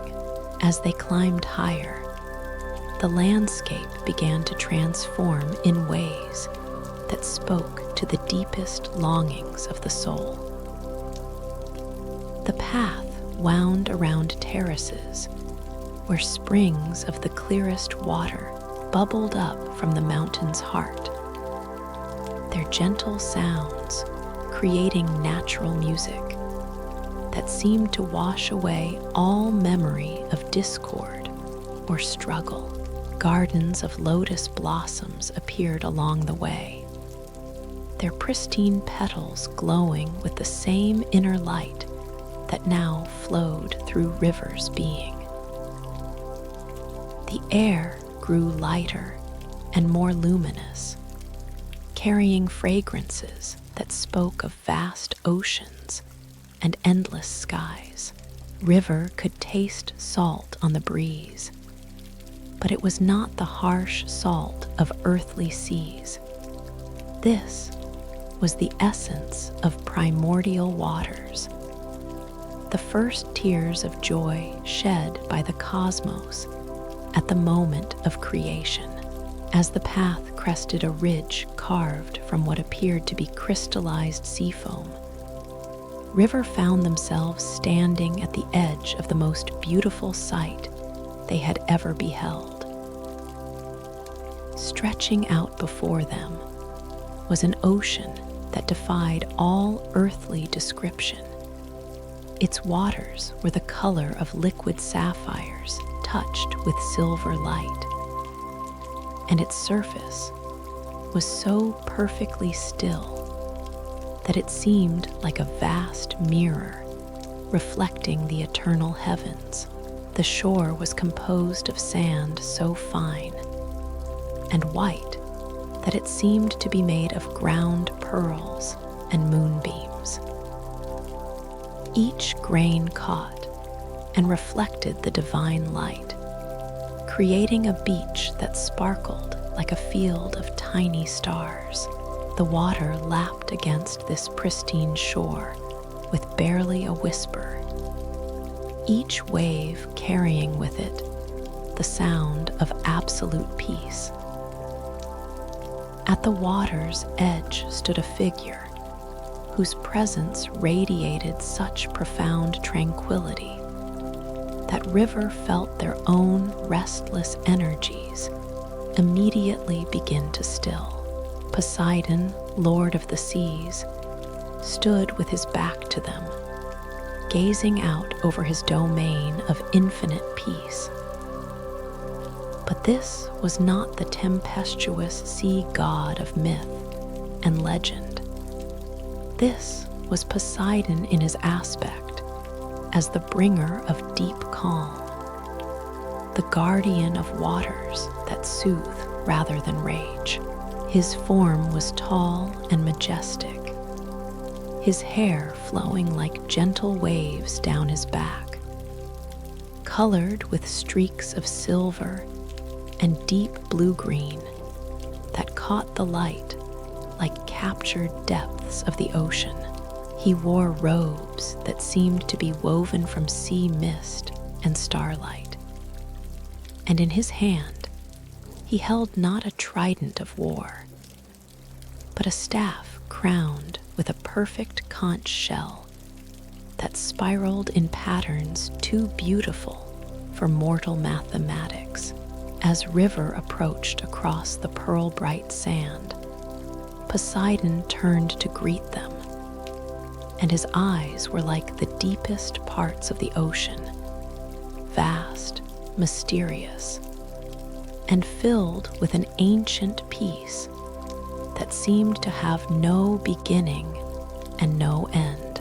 "Welcome, weary traveler," Poseidon said, his voice like the sound of gentle waves lapping against a distant shore. "You have journeyed far and learned much, but your deepest rest still awaits you. Come, let me show you the peace that lies beneath all movement, the stillness that exists at the heart of even the mightiest storm." River approached the god with a mixture of reverence and anticipation. They had learned much about rest and peace in their journey so far. But something in Poseidon's presence promised a depth of tranquility that went beyond anything they had yet experienced. "Great Poseidon," River said, their voice soft with wonder as they stood beside the god at the water's edge.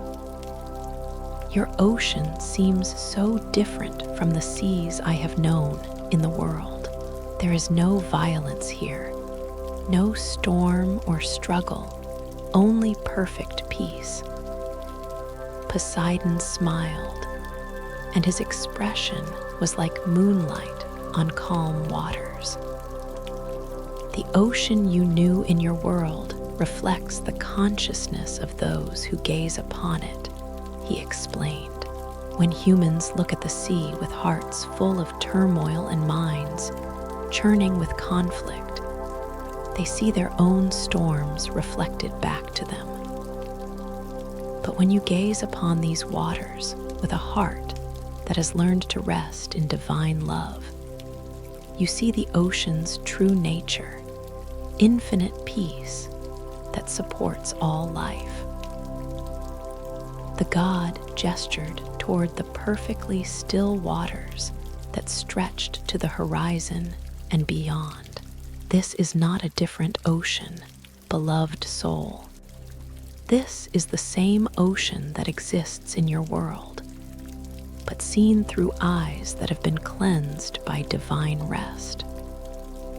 When you return to your earthly life, you will find that all waters, every stream, every lake, every sea, carry this same peace within their depths." As Poseidon spoke, River felt drawn to the water's edge. They knelt on the soft sand and reached out to touch the surface with their fingertips. The water was warm and silky, and the moment their skin made contact, they felt waves of the deepest peace they had ever known flowing up their arm and through their entire being. "Feel how the water welcomes your touch," Poseidon observed, settling gracefully beside River on the pristine sand. "This is because water recognizes you as a kindred spirit. Your body is mostly water. Your blood flows like an internal sea. Your tears carry the same salt as the ancient oceans. You are not separate from this vast peace. You are made of it. River continued to trail their fingers in the impossibly perfect water, marveling at how each ripple they created seemed to carry blessings outward to the infinite horizon. They could feel their own internal waters, their blood, their lymph, the fluid within their cells, beginning to resonate with the same frequency as the divine ocean before them. In your world, Poseidon continued, his voice blending with the gentle sound of the waves. People often fear the depths of the ocean, of the mind, of the heart. They stay in the shallow waters where they feel they can control what happens. But true peace is found only in the depths, where the surface storms cannot reach. The god raised his conch shell staff and spoke a single word in a language older than human speech. Immediately, the water before them became transparent, revealing depths that seemed to extend infinitely downward. But rather than being dark and frightening, these depths glowed with a soft, blue-white light that seemed to emanate from the water itself. Look into the depths without fear, Poseidon invited. See how peaceful it is in the deepest places, how still and quiet and full of light. This is the peace that awaits you when you stop struggling to stay on the surface of your own being and allow yourself to sink into the infinite depths of divine love. River gazed into the transparent depths, and instead of fear, they felt an overwhelming desire to be embraced by such profound stillness. The depths seemed to call to them like a beloved friend, offering the perfect sanctuary from all the noise and confusion of surface life. "May I enter?" River asked, their voice filled with longing for such complete peace. "You may not only enter," Poseidon replied with a smile that seemed to contain all the joy of dolphins playing in sunlit waters. "You may discover that you have always been here. Come, let me teach you to swim in the depths of divine peace." The god rose gracefully and extended his hand to River. His touch was like being caressed by the gentlest wave, warm and supportive and infinitely patient. Together, they waded into the perfect waters, which yielded to their movement like liquid silk, while providing perfect support for their bodies. As they moved deeper, River expected to feel the water growing cooler, but instead it seemed to grow warmer and more embracing with each step. The liquid light that flowed through the ocean's depths began to permeate their skin, and they could feel it flowing into their bloodstream, carrying peace to every cell of their body. "Now," Poseidon said when they had waded out until the water reached River's heart, "let go of the need to keep your head above water. Trust that this ocean will support you perfectly, and allow yourself to be held in its infinite embrace." River felt a moment of ancient fear the primal terror of drowning that was encoded in their deepest instincts. But Poseidon's presence was so profoundly peaceful, and the water felt so welcoming and supportive that they found themselves able to release this fear and trust completely in the ocean's embrace. They leaned back, allowing the warm waters to support their entire body. Instead of sinking, they found themselves floating effortlessly, held by the liquid, light as securely as if they were resting on the most comfortable bed ever created. The water covered their entire body, but somehow they could breathe perfectly, as if the ocean itself was providing all the oxygen they needed. Feel how completely you are supported. Poseidon's voice reached them as clearly as if he were speaking directly into their heart. This is what it means to rest in divine love, to be so completely held and nourished that all effort becomes unnecessary. As river floated in the depths of the divine ocean, they felt layers of tension and struggle that they had carried for lifetimes beginning to dissolve.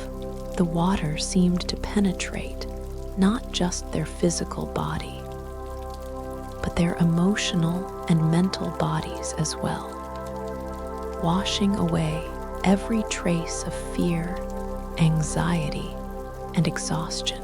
They became aware that they were not just floating in water, but in the very essence of peace itself. Every drop that surrounded them was condensed tranquility, liquid serenity, the fundamental stillness from which all creation emerged, and to which it would eventually return. This is the peace that exists at the core of your being. Poseidon's voice continued to flow through the water and into River's consciousness. It is not something you need to create or achieve.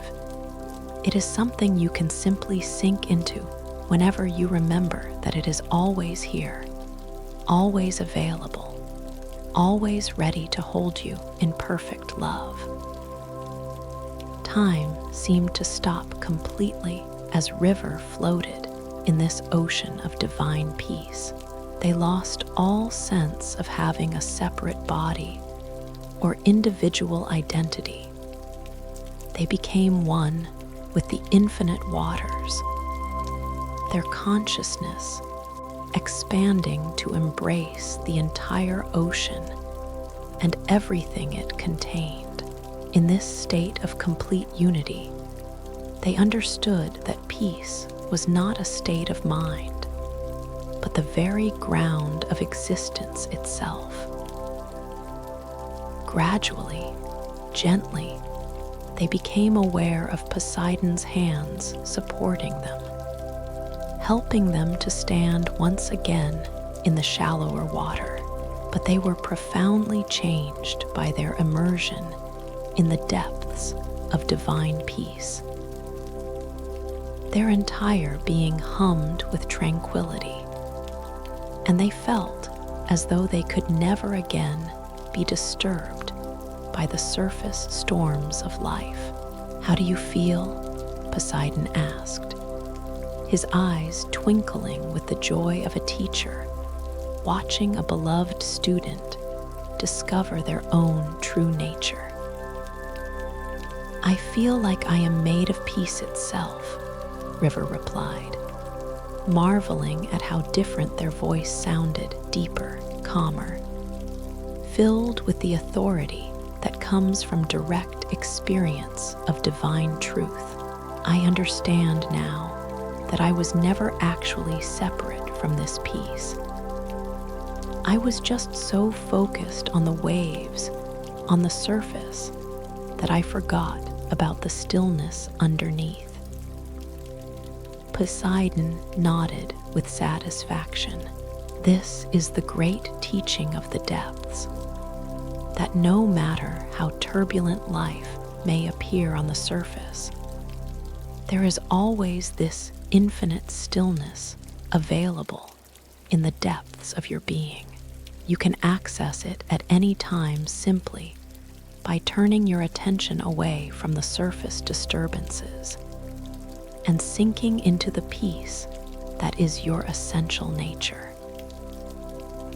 As they waded back toward the shore, River noticed that the sand beneath their feet felt different now, softer, more supportive, as if it too were made of condensed peace. Each step sent small waves of tranquility up through their legs and into their core, reminding them of the profound stillness they had discovered in the depths.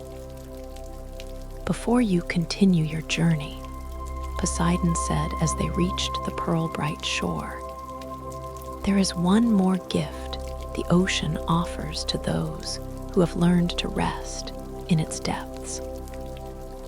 The god raised his conch shell staff and spoke another word in the ancient language of the sea. Immediately, a wave unlike any other began to form far out on the horizon. It was not a wave of water, but a wave of pure light. Golden and blue and silver all mingled together, moving toward shore with the stately grace of divine blessing. This is the wave of final peace, Poseidon explained as they watched the luminous wave approach.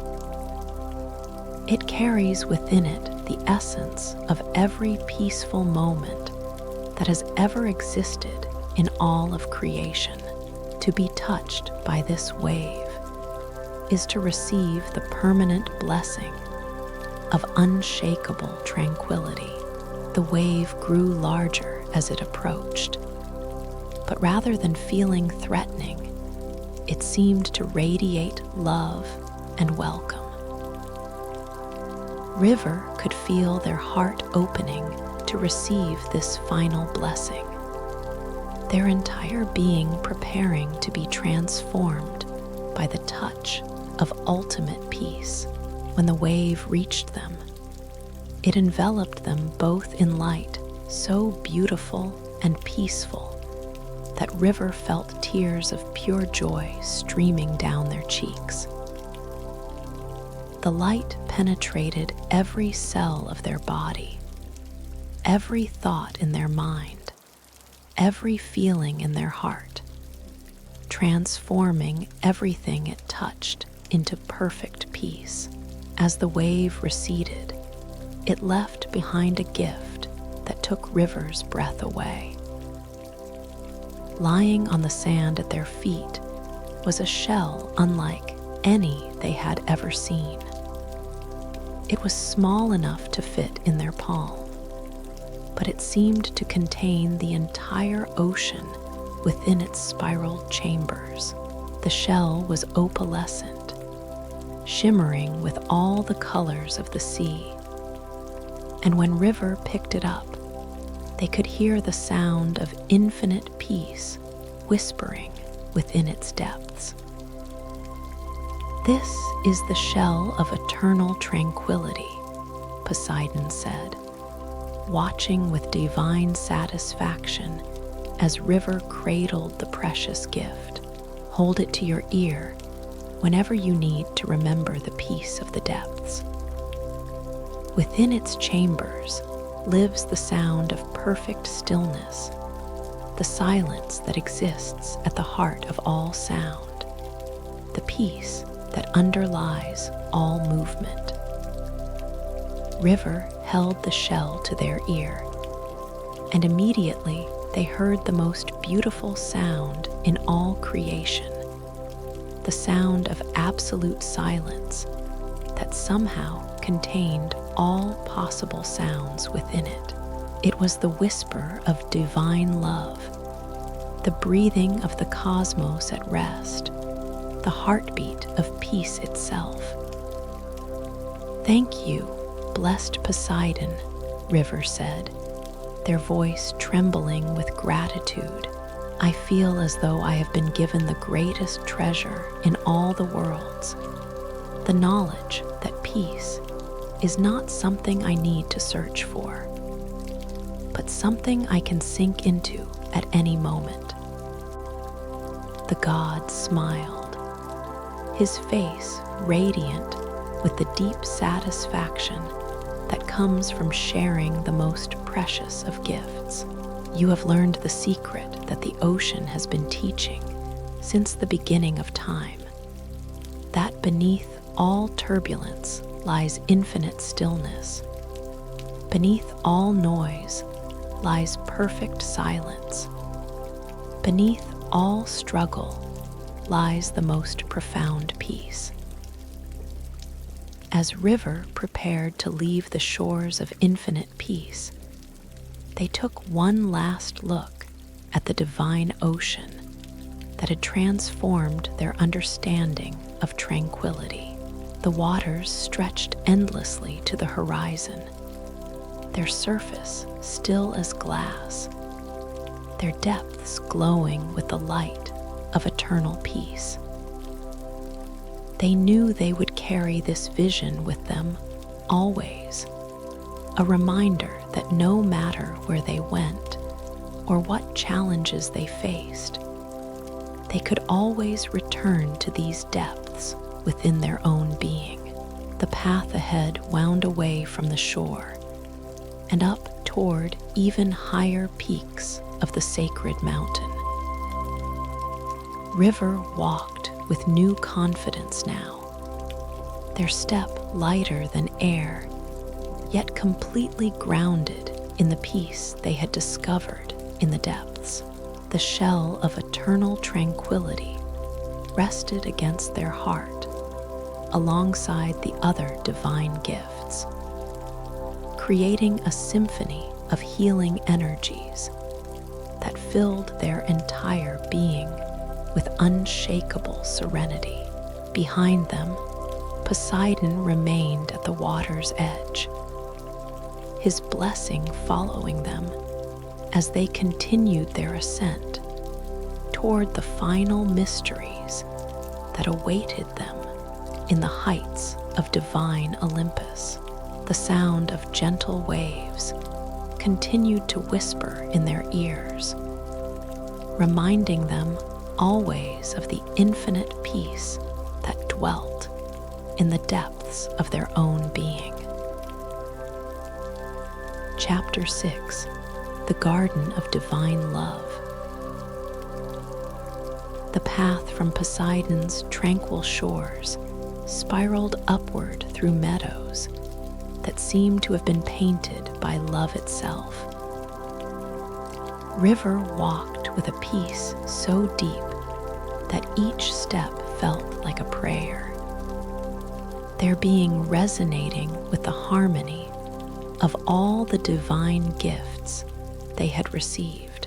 The shell of eternal tranquility sang softly against their heart, creating gentle harmonies with Apollo's pendant of healing light, Demeter's horn of endless abundance, and Athena's vial of crystallized wisdom.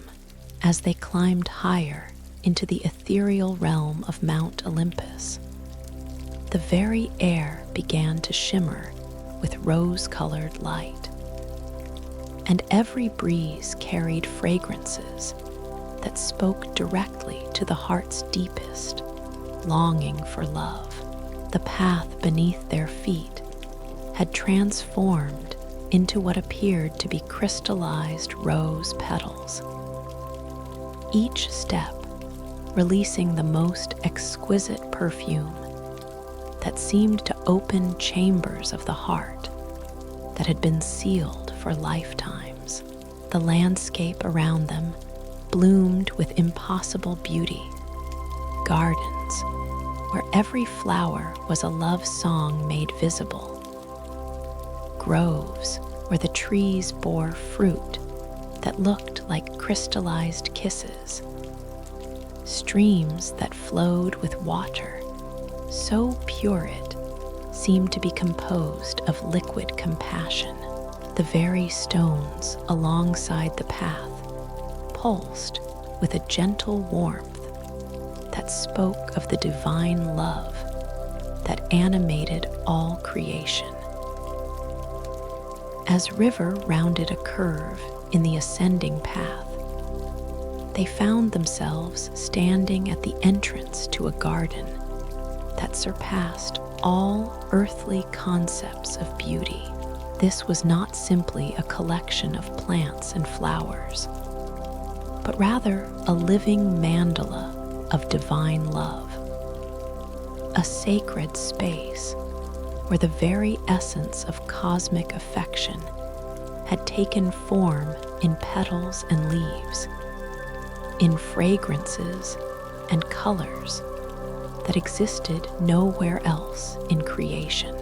At the heart of this paradise stood a figure whose presence radiated such pure love that River felt their heart immediately expand to twice its normal size. Aphrodite, goddess of divine love, tended her eternal garden with movements that were like a dance of pure adoration. She moved among her flowers not as a gardener tends plants, but as love itself caresses the beloved. The goddess was beautiful beyond all description, but her beauty was not the surface beauty that fades with time. This was the beauty of love itself made visible, the radiance that shines from a heart that knows no boundaries, the glow that emanates from a being whose very existence is an expression of infinite affection. Her hair flowed in waves of spun gold touched with sunset colors, and her gown seemed to be woven from rose petals and morning light. "Welcome, beloved soul," Aphrodite called out, her voice like the sound of a heart singing with joy. "Come and rest in my garden, where you will remember that you are made of love, sustained by love, and destined to express love in all its infinite forms." River approached through paths lined with flowers that seemed to reach toward them with petals like tiny hands offering blessings. Each bloom appeared to be a unique expression of love, some radiating the fierce protective love of a mother, others glowing with the gentle affection of friendship, still others pulsing with the passionate devotion that connects souls across eternity. As they drew closer to Aphrodite, River could feel waves of love emanating from the goddess like warmth from a gentle fire. But this was not the needy love they had known in the world, the love that sought to possess or control. This was the love that gives freely, that asks nothing in return, that delights simply in the existence of the beloved. "Blessed Aphrodite," River said, their voice soft with wonder. "Your garden is the most beautiful place I have ever seen. Every flower seems to sing with love." The goddess smiled, and her expression was like dawn breaking over a world renewed by love. "That is because every flower here has been grown in the soil of pure affection, and watered with the tears of divine joy, she explained. When plants are tended with genuine love, they cannot help but become expressions of that love in return. Aphrodite gestured for River to sit with her on a bench carved from what appeared to be a single massive rose, quartz crystal. The bench was warm and smooth, and the moment River settled onto it, they felt their heart opening even further, as if the crystallized love in the stone was awakening corresponding love within their own being. In your journey so far, the goddess said, settling beside River with fluid grace, you have learned much about divine rest, healing, abundance, and peace. But all of these gifts, beautiful as they are simply different expressions of the one force that creates and sustains all existence, love itself. As Aphrodite spoke, River became aware of a profound emptiness in their heart that they had carried for so long they had almost forgotten it was there. It was not the absence of romantic love, though that was part of it. It was a deeper emptiness, a sense of being disconnected from the source of all affection, of being somehow unworthy of the love that flowed so freely through the rest of creation. I have felt so alone, River admitted, their voice trembling with long-suppressed emotion. Even when surrounded by people, even in moments of success or pleasure, there has always been this hollow place in my heart that nothing seems able to fill. Aphrodite nodded with infinite compassion, her eyes glistening with tears of understanding. The hollow place you speak of is not a wound to be healed or an emptiness to be filled, she said gently. It is a sacred space that has been waiting your entire life for this moment, the moment when you remember that you yourself are the love you have been seeking. The goddess rose and began to move among her flowers, inviting River to follow. As they walked together through the garden of divine love, Aphrodite shared the deepest mysteries of the heart with the tenderness of a mother teaching her child the most precious secrets of life. Look at this rose, she said, pausing beside a bloom that seemed to be made of crystallized sunrise. Does it love itself? Does it worry whether it is worthy of love? Does it try to earn affection by being something other than exactly what it is? River studied the perfect rose, marveling at how completely it existed in its own nature. The flower seemed to radiate self-acceptance and joy, offering its beauty and fragrance as a gift to all creation without any thought of return or reward. The rose loves by being itself completely, Aphrodite continued. It does not try to be a lily or a daisy. It simply expresses its essential rose nature with total authenticity. And in doing so, it becomes a perfect channel for the love that creates all flowers. As they continued walking through the garden, River began to notice that every plant, every flower, every blade of grass seemed to glow with this same quality of complete self-acceptance Nothing in the garden was trying to be anything other than what it was. And this total authenticity created a field of love so powerful that River could feel it transforming their very selves. This is the first secret of divine love, Aphrodite said, as they paused beside a fountain that bubbled with water that looked like liquid diamonds. Love is not something you get from others. It is something you are when you love yourself completely, exactly as you are in this moment. You become a fountain of love that blesses all creation. River approached the fountain and saw their reflection in its crystal clear water, but the reflection they saw was startling.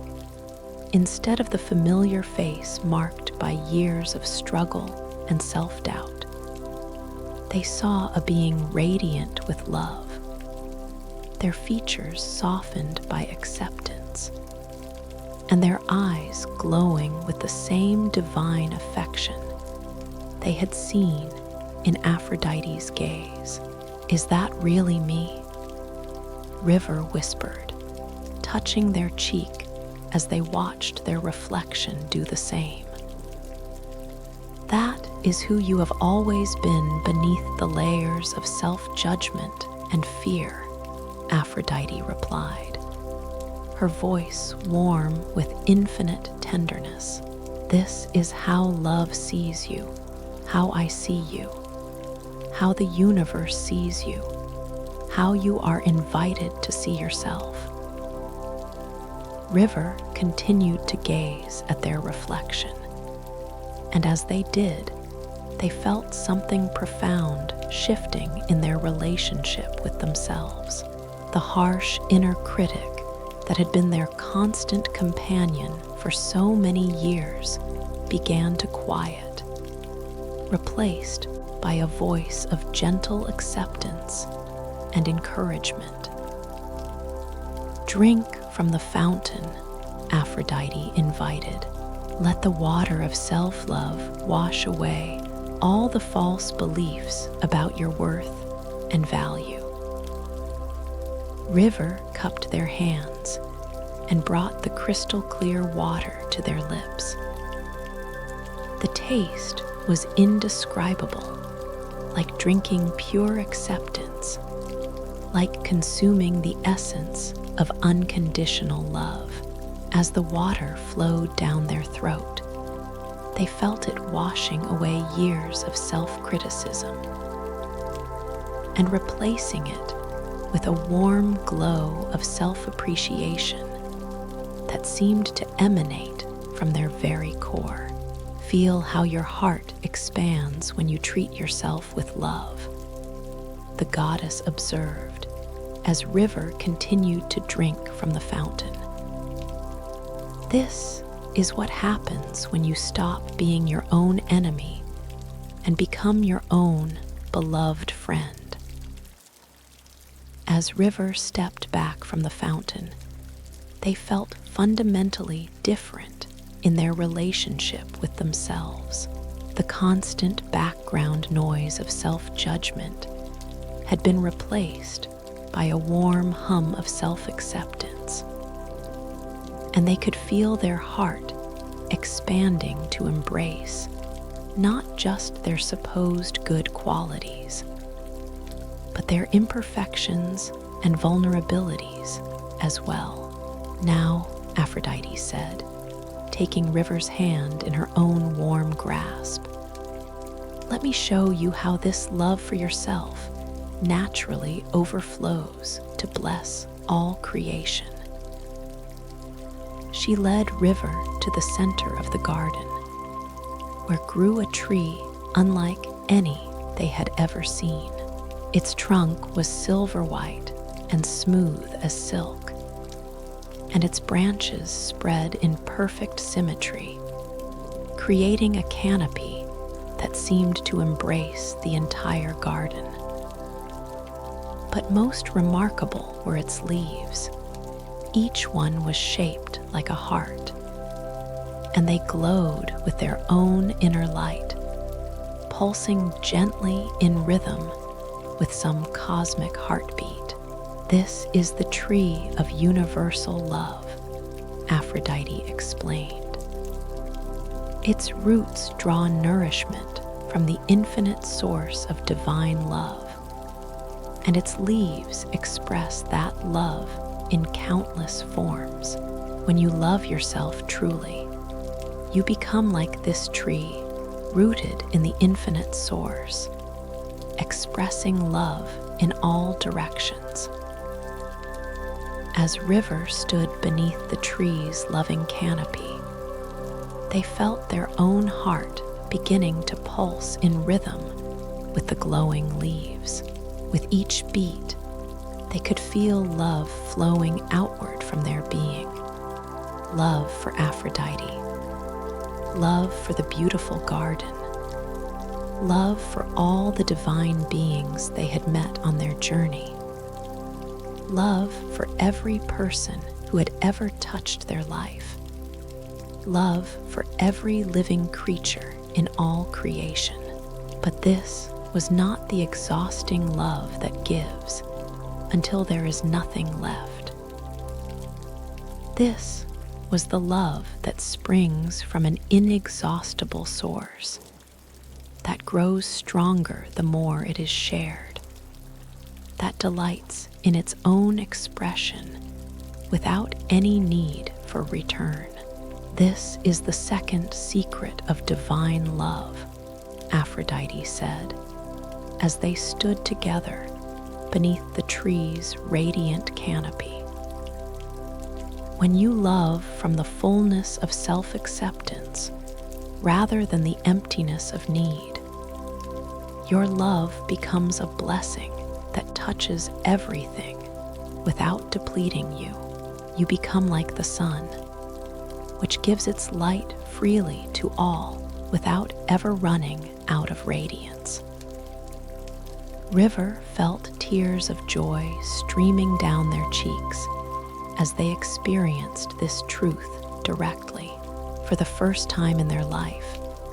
They understood what it meant to love without fear, without condition, without any agenda, except the pure delight of loving itself. As the afternoon light began to deepen into evening gold, Aphrodite led River to a special grove within her garden, where the most extraordinary flowers bloomed. These blossoms seemed to be made of crystallized emotions, some that sparkled with joy, others that glowed with compassion, still others that radiated forgiveness or gratitude or wonder. Choose the flower that calls to your heart, the goddess invited. But choose not with your mind, but with your soul's recognition of the love quality you most wish to embody. River walked slowly among the miraculous blooms, feeling their heart resonate with different qualities of love. As they did, one particular flower began to glow more brightly than the others, a blossom that seemed to contain the essence of unconditional acceptance, the love that embraces all without judgment or condition. They reached out and gently touched the flower, and the moment their skin made contact, they felt this quality of unconditional love flooding through their entire being. It was the love that a mother feels for her child, the love that the earth feels for all creatures, the love that the divine feels for all creation, perfect, complete, and without reservation. Breathe in the essence of this flower, Aphrodite instructed. Let it become part of your very being, so that you may carry this unconditional love with you always. River brought the flower close to their face and inhaled deeply. The fragrance that filled their lungs was like breathing in pure love itself, and they felt it settling into every cell of their body, becoming a permanent part of their nature. This is the third secret of divine love, Aphrodite said, as River continued to absorb the flower's essence. Love is not a feeling that comes and goes. It is the very substance of your being. When you remember this truth, you become a constant source of love in the world, blessing all beings simply by your presence. As River felt this profound transformation completing itself within their being, Aphrodite reached into the folds of her rose-colored gown and withdrew a gift that made River's heart sing with recognition. It was a small heart carved from what appeared to be crystallized love itself, rose quartz so pure and perfect that it seemed to pulse with its own inner heartbeat. This is the heart of infinite love, the goddess explained, placing it gently in River's palm. It contains the essence of all the love that exists in creation.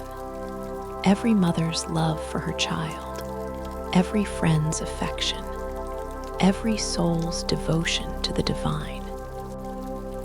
When you hold this heart, you remember that you are never alone, never unloved, never separate from the infinite love that creates and sustains all existence.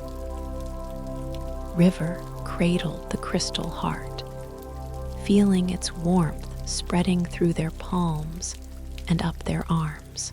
As they held it, they could sense the presence of every being who had ever loved them, every act of kindness they had received, every moment of affection they had experienced. They realized that they had never actually been alone. They had simply forgotten how to feel the love that surrounded them always. "Thank you, blessed Aphrodite," River said, their voice rich with emotion.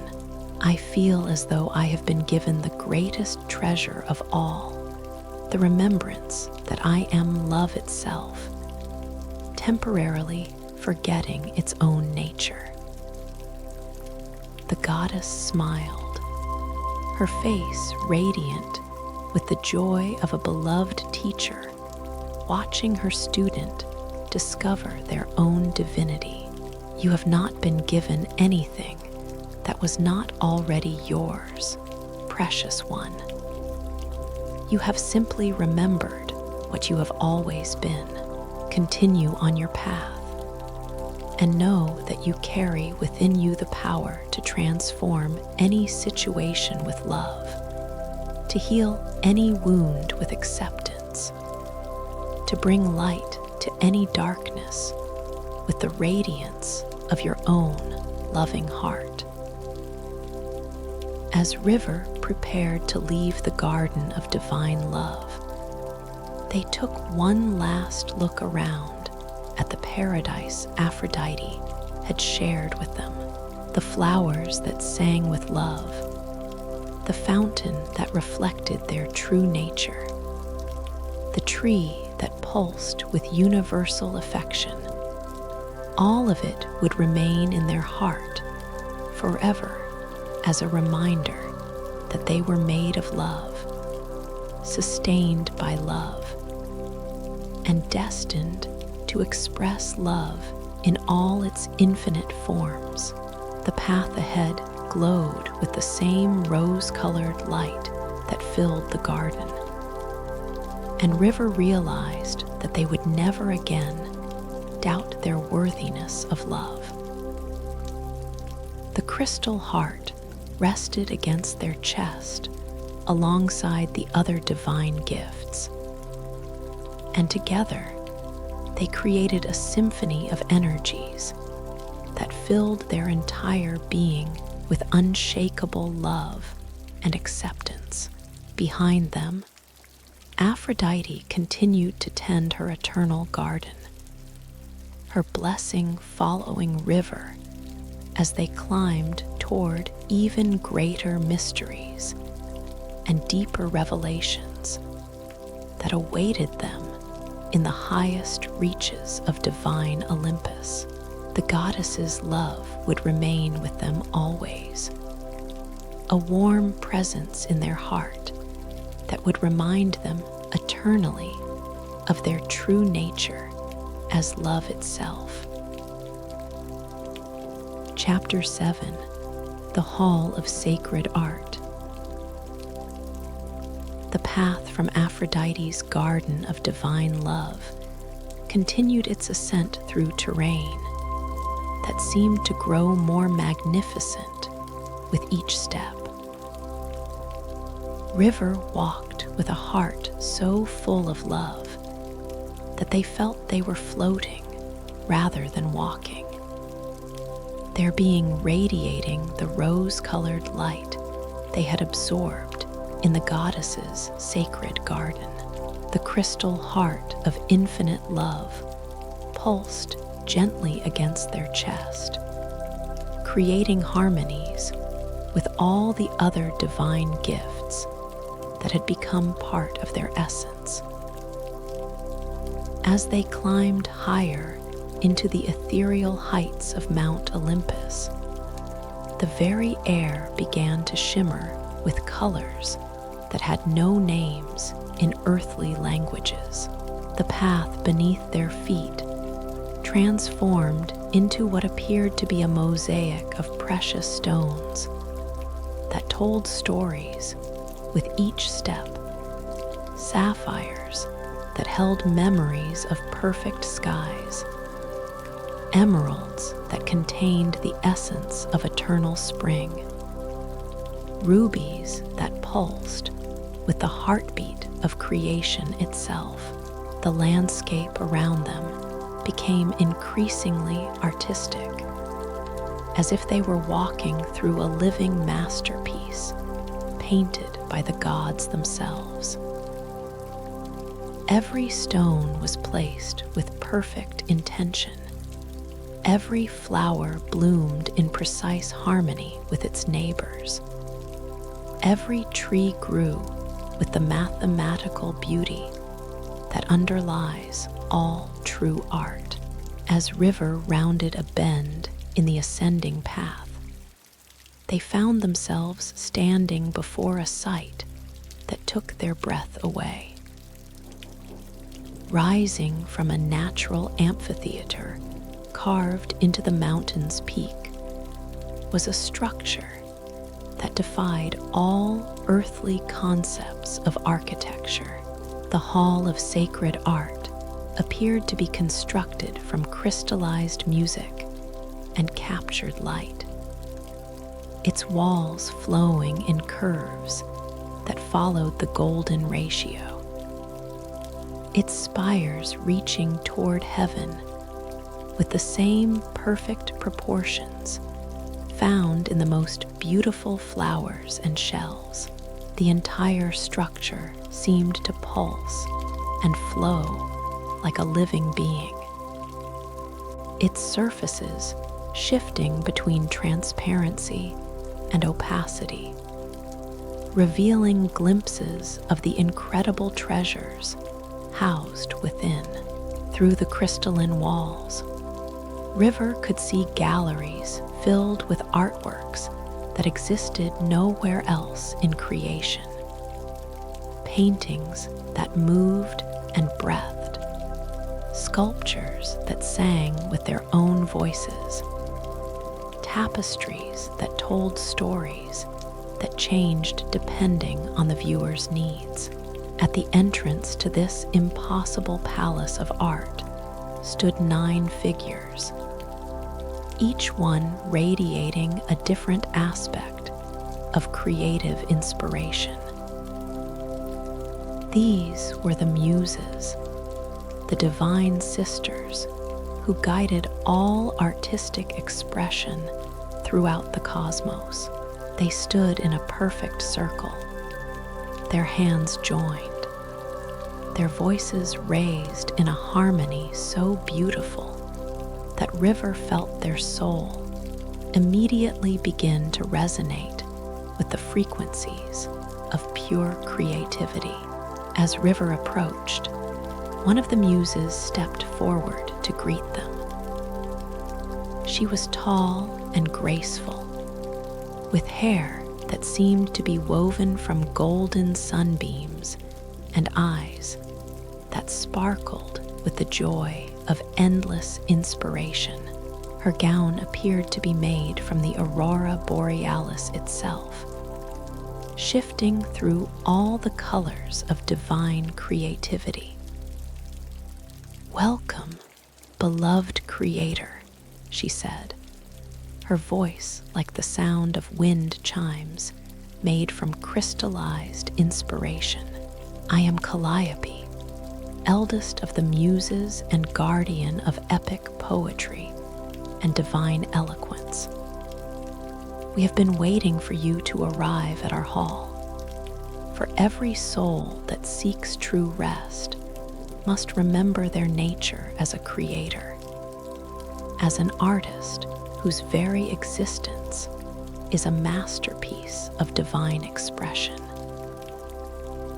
River felt immediately drawn to these divine beings, whose presence radiated such pure creative joy. "Honored Calliope," they said, their voice filled with wonder. "I have never thought of myself as an artist. I lack the skills and talents that true creators possess." Calliope laughed, and the sound was like silver bells celebrating the dawn of a new day. "Dear soul, you have been creating masterpieces since the moment of your birth," she said with infinite warmth.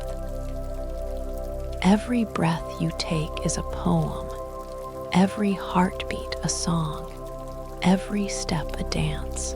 You are not a human being who sometimes creates. You are creativity itself, temporarily wearing human form."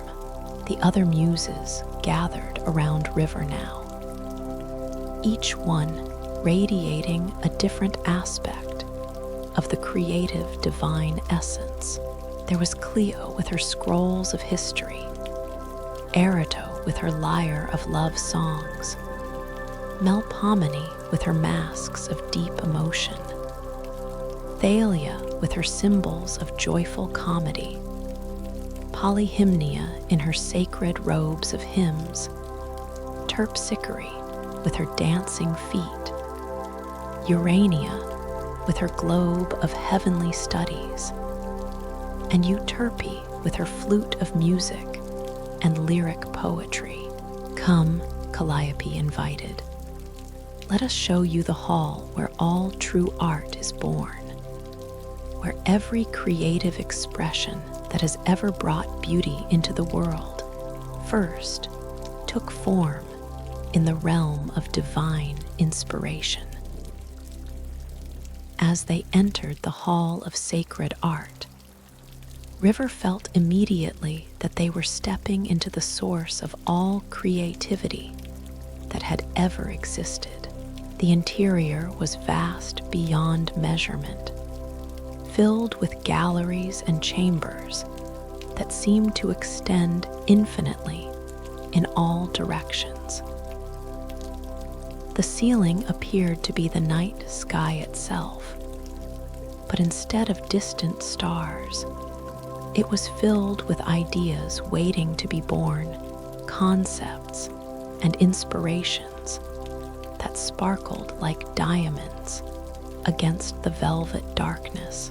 Every work of art that has ever moved a human heart Calliope explained as they walked through galleries filled with impossible beauty.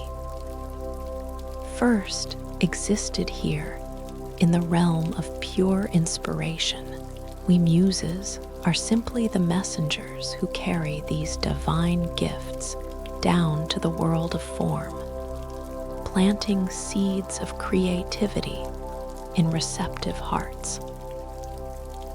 River gazed in wonder at the artworks that surrounded them. Here hung paintings that seemed to be windows into other worlds, their colors so vivid and alive that River could smell the flowers and hear the birds singing within the frames. There stood sculptures that captured not just the form of their subjects, but their very souls, radiating the essence of whatever they depicted. In one chamber, they found tapestries that told the stories of every heroic journey ever undertaken, the threads shifting and changing to show new details with each viewing. In another, they discovered books whose pages contained not just words, but living experiences. Opening one, River could actually feel themselves walking through the forest described in its pages, smelling the pine needles and hearing the stream bubbling nearby. This is where your earthly rest will find its deepest expression. Calliope continued as they moved deeper into the hall, not in passive consumption of beauty, but in active participation in the divine creative process. When you create, whether through words, images, music, movement, or simply the artful living of your daily life, you enter into sacred communion with the source of all inspiration. They came to a chamber that was unlike all the others. This one was completely empty, except for a single easel standing in the center, upon which rested a canvas that seemed to be made of crystallized starlight. Beside the easel sat brushes that looked like they had been crafted from rainbow light, and palettes that held colors that existed nowhere in the earthly spectrum.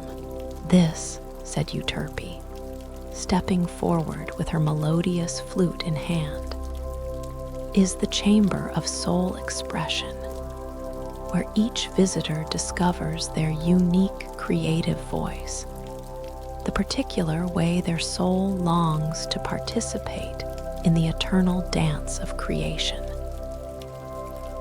River approached the easel with a mixture of excitement and trepidation.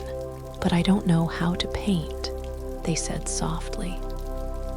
I have no training in the arts. Training is for the mind, Melpomene said gently, her voice carrying the deep wisdom that comes from understanding both joy and sorrow. But true art springs from the soul, and your soul has been creating masterpieces of experience your entire life.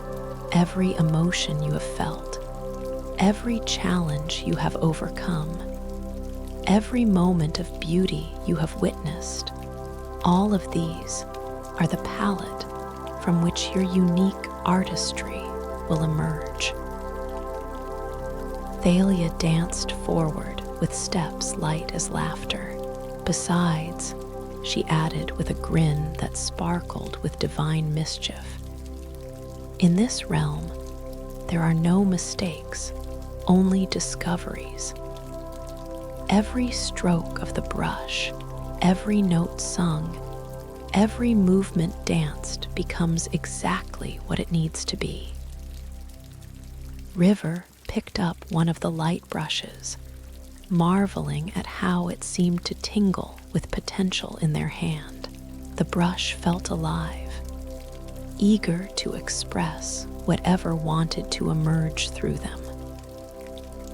As they held it, they felt a warmth building in their heart, not the warm love they had experienced in Aphrodite's garden, but a different kind of heat, the fire of creative inspiration beginning to kindle.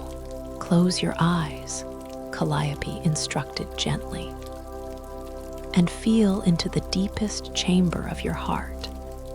What wants to be expressed through you? What beauty longs to be born into the world through your unique creative voice?"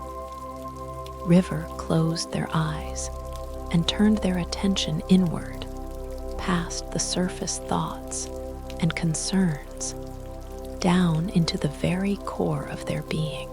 There, in the silence beneath all their mental chatter, they felt something stirring, a longing that had been dormant for so long they had forgotten it existed.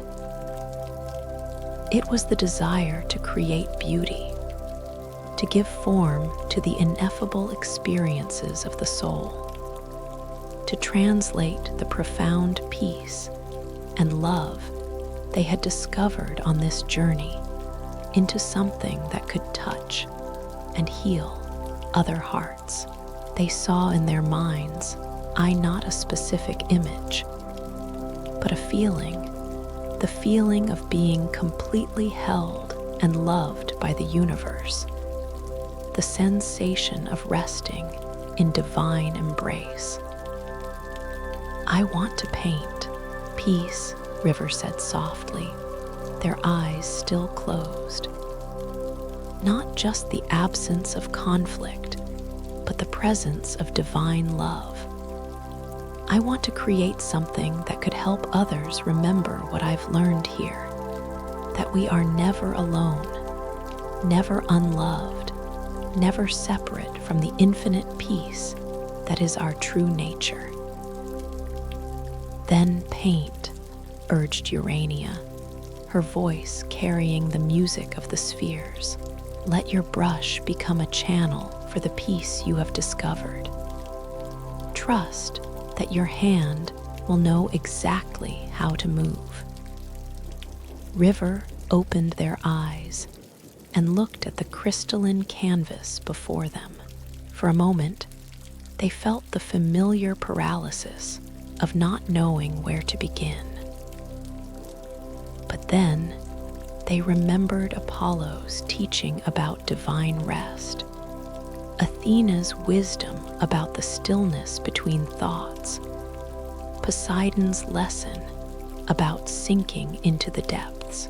They took a deep breath, released all need to create something good, and simply allowed their hand to move.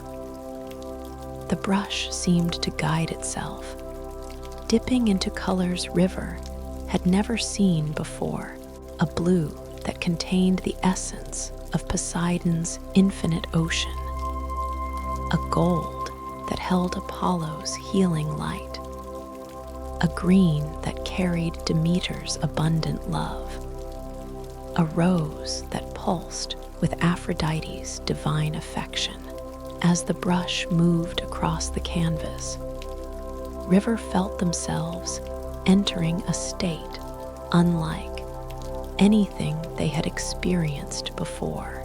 They were simultaneously completely present and utterly transcendent, fully focused on each brushstroke, yet aware of participating in something far greater than their individual will. The painting seemed to paint itself through them, using their hand as a willing channel for divine expression. As they painted, the Muses began to sing, not with words, but with pure tones that seemed to guide and enhance the creative process. Terpsichore danced around them, in slow, graceful movements that seemed to add rhythm and flow to rivers' brushstrokes. Polyhymnia hummed sacred frequencies that opened River's heart even wider, allowing even more divine inspiration to flow through. Time became fluid in the chamber of soul expression. River painted with the intensity of one who had discovered their life's purpose, yet without any strain or effort. The act of creation had become a form of meditation, a prayer made visible, a love song offered to the divine through color and form. Gradually, an image began to emerge on the crystalline canvas, but it was unlike any earthly painting. The image seemed to live and breathe, to pulse with its own inner light. It showed a figure floating in what appeared to be an ocean of liquid starlight, their face serene, with the peace of one who has remembered their divine nature. Around the floating figure, waves of color rippled outward, blues and golds, and roses and greens that seemed to carry healing energy to anyone who gazed upon them. But most remarkable of all, the painting seemed to be interactive. As River painted, they could feel the peace they were depicting flowing back to them from the canvas, deepening their own state of divine rest. The artwork was becoming a living mandala of tranquility, a portal to the very peace it portrayed. "Beautiful," whispered Cleo, and River realized that all the Muses had gathered around to witness their creation. "You have painted not just an image, but a doorway, a way for others to access the same peace you have discovered on your journey." River stepped back from the easel, marveling at what had emerged through them. The painting pulsed with life and light, and they could feel that it contained actual healing energy, that anyone who gazed upon it with an open heart would be touched by the same divine peace they had experienced in their journey through Olympus. "This is the gift of sacred art," Calliope explained, her voice warm with approval. "When you create from a place of divine connection rather than ego desire, your artwork becomes a blessing for all who encounter it. You become a co-creator with the divine, a channel through which heaven touches earth." As River continued to gaze at their creation, they felt a profound shift in their understanding of their own purpose and value. They had always thought of themselves as someone who consumed art rather than created it. But now, they realized that they had been creating all along, creating their life as a work of art, crafting their experiences into a unique masterpiece of growth and discovery. Every moment of your life has been a brushstroke in the masterpiece of your soul's journey, Aphrodite said, her lyre singing softly as she spoke. Every choice you have made, every challenge you have faced, every love you have given and received, all of these have been adding color and texture to the artwork of your existence. Melpomene nodded sagely. And even your struggles, your sorrows, your moments of despair. These too have been essential elements in your soul's artistic expression. Without the deep blues and purples of challenge, the bright yellows and golds of joy would have no contrast, no depth. River felt tears of understanding streaming down their cheeks as they recognized the truth of these words. Their entire life, viewed from this divine perspective, was revealed to be a magnificent work of art, a unique expression of consciousness learning to know itself through experience. But the masterpiece is not yet complete, Thalia said, with her characteristic joy. You have many more colors to add, many more experiences to weave into the tapestry of your becoming. And now you do so with the conscious awareness that you are an artist, that your very existence is a creative act of the highest order. The Muses led River to another chamber where instruments of every kind filled the space, lyres that played themselves when touched by inspired hands, flutes that could capture and replay the sounds of divine laughter, drums that beat with the rhythm of the cosmic heartbeat. In the center of this musical paradise stood a simple chair, cushioned with what appeared to be woven moonbeams. Sit, invited Euterpe, and let us teach you the music of your own soul, the unique song that only you can sing, the melody that has been waiting your entire lifetime to be heard. River settled into the impossibly comfortable chair, feeling immediately embraced by its gentle support. As they relaxed into its cushions, they became aware of subtle music arising from within their own being. The rhythm of their heartbeat, the melody of their breathing, the harmony created by the interaction of all their bodily systems working in perfect coordination. Listen, Calliope instructed softly.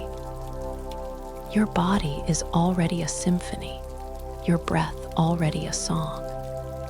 We are simply going to help you become conscious of the music you are already making. The Muses began to play their various instruments, but instead of creating new melodies, they seemed to be amplifying and harmonizing with the music that was already arising from River's being. Their heartbeat became the bass drum that anchored the rhythm. Their breathing became the wind section that carried the melody. Their nervous system became the strings that added texture and complexity. As this extraordinary musical communion continued, River felt themselves expanding beyond the boundaries of their physical form. They became aware that not only were they making music, but they were also part of a vast cosmic symphony in which every being played their unique part. They could hear the songs of the trees in Demeter's grove, the harmonies of the waves in Poseidon's ocean, the melodies of healing light flowing from Apollo's temple. This is what it means to live as a conscious artist, Polyhymnia explained, her voice blending seamlessly with the cosmic music, to recognize that every breath, every word, every action is a note in the grand composition of existence.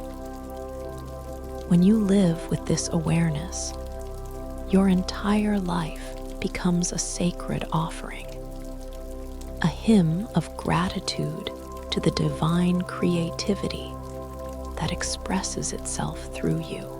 The music reached a crescendo that seemed to encompass all of creation. And in that moment, River understood that art was not something separate from rest, or healing, or peace. It was the natural expression of a soul that had remembered its divine nature.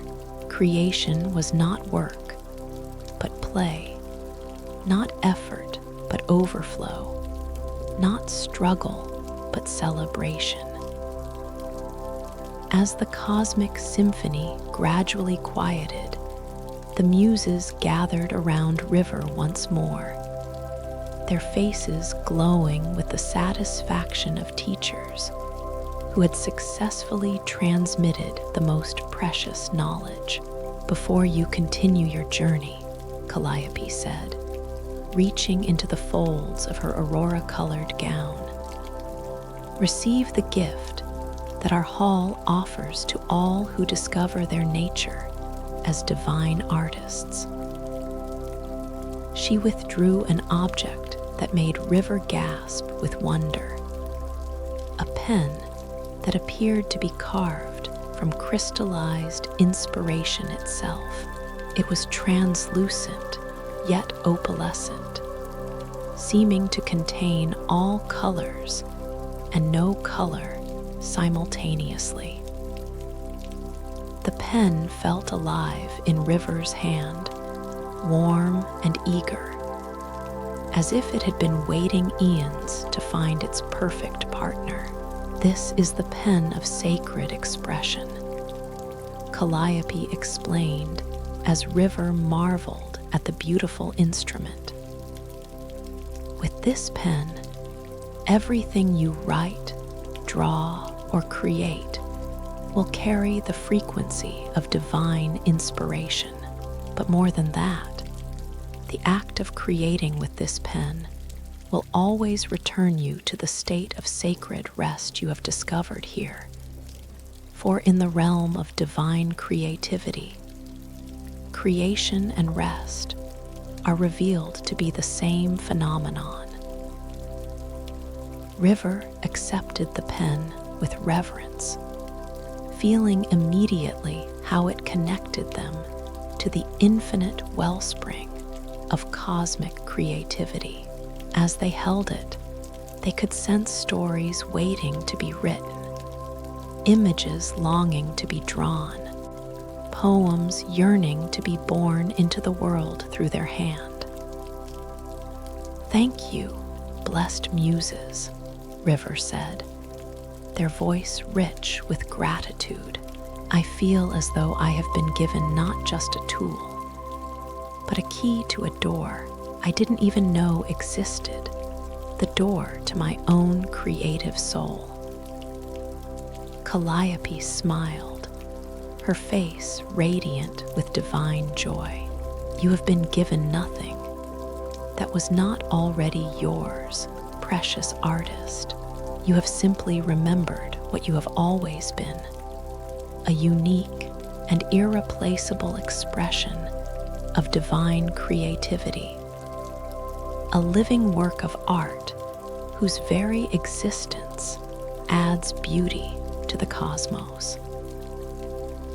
As River prepared to leave the Hall of Sacred Art, they took one final look around at the galleries filled with impossible beauty, at the chambers where divine inspiration took form, at the Muses who had revealed their true nature as a creator. They knew that they would never again see themselves as separate from the great artistic endeavor of existence itself. The path ahead glowed with all the colors they had used in their painting, all the notes they had played in their cosmic symphony, all the words they would write with their pen of sacred expression.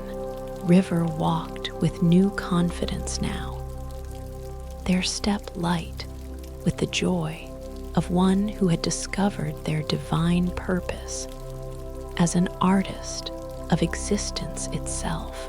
Behind them, the Muses continued their eternal dance of inspiration, their blessing following River as they climbed toward the final mysteries that awaited them in the highest peak of divine Olympus. The pen of sacred expression rested against their heart alongside all the other divine gifts. And together, they created a resonance that filled their entire being with the unstoppable urge to create beauty in all its infinite forms. Chapter 8: The Temple of Divine Union. The path from the Hall of Sacred Art spiraled ever upward toward the ultimate peak of Mount Olympus, winding through terrain that had transcended all earthly description. River walked with the confident grace of one who had discovered their divine nature, their being radiating the multicolored light of all the gifts they had received. The pen of sacred expression pulsed gently against their heart, harmonizing with Apollo's pendant of healing light, Demeter's horn of endless abundance, Athena's crystal vial of wisdom, Poseidon's shell of eternal tranquility, and Aphrodite's heart of infinite love.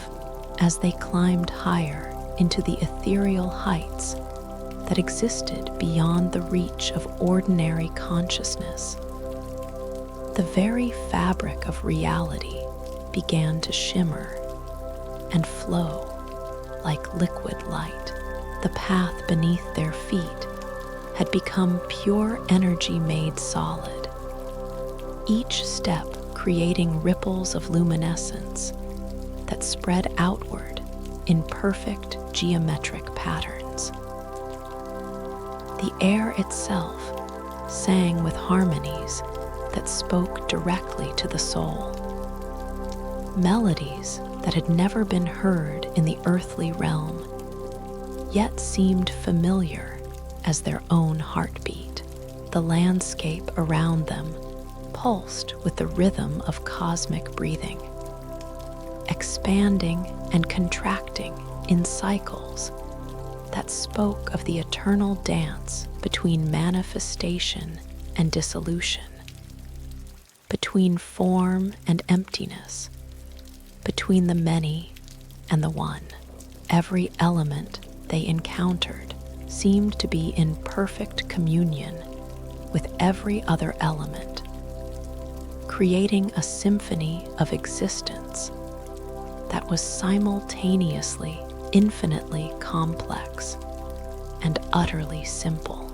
As River crested the final ridge before the summit, they found themselves standing at the entrance to a temple that existed beyond all concepts of architecture or design. The Temple of Divine Union appeared to be constructed from pure consciousness itself, its walls flowing between transparency and opacity, its form shifting constantly while maintaining perfect stability at its core. The temple seemed to exist in all dimensions simultaneously, sometimes appearing as a simple circle of standing stones, other times manifesting as an intricate mandala of crystalline chambers, and still other times revealing itself as a vast cathedral that stretched beyond the boundaries of space and time. Yet regardless of its form, It radiated the same essential quality, the presence of absolute unity, the recognition that all apparent diversity was simply one consciousness exploring infinite possibilities of experience. At the temple's heart sat a figure whose presence was so profound that River felt their individual sense of self beginning to dissolve at the edges. This was Zeus, but not the Zeus of myth and legend. This was Zeus in his highest aspect, as the embodiment of divine consciousness itself, the awareness that knows itself as both the creator and the created, the observer and the observed, the dreamer and the dream. He was simultaneously ancient beyond measure and eternally young, his form shifting between an elderly sage whose beard flowed like galaxies, and a radiant youth whose eyes held the innocence of eternal becoming. His robes seemed to be woven from the fabric of space and time itself, and in his presence, all concepts of separation dissolved into the recognition of fundamental unity. "Welcome home, beloved child," Zeus spoke, and his voice was not heard with the ears, but felt directly in the heart, reverberating through every cell of River's being. "You have journeyed far and learned much, but now you arrive at the truth that has been waiting at the center of your being all along, the recognition that you are not a separate being seeking union with the divine, but the divine itself, temporarily dreaming of separation." River approached the god with steps that felt like they were walking on air, their individual boundaries becoming increasingly fluid with each movement toward the temple's center. As they drew closer to Zeus, they began to understand that this was not merely another encounter with divinity, but the culmination of their entire journey, the moment when the seeker and the sought would be revealed as one. "Great Zeus," River began, then paused as they realized the inadequacy of words to express what they were experiencing. In the god's presence, all the separate gifts they had received, wisdom, healing, abundance, peace, love, creativity, were revealed to be facets of one diamond, different expressions of the same fundamental truth. Zeus smiled, and his expression contained the love of every divine being River had encountered, multiplied by infinity. "You have no need for words here, precious one.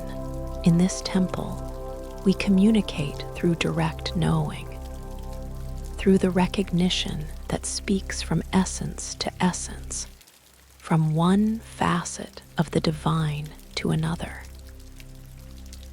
As Zeus spoke, River felt the last vestiges of their individual identity beginning to dissolve.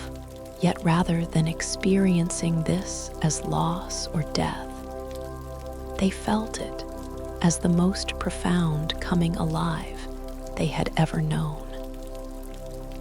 They were not disappearing.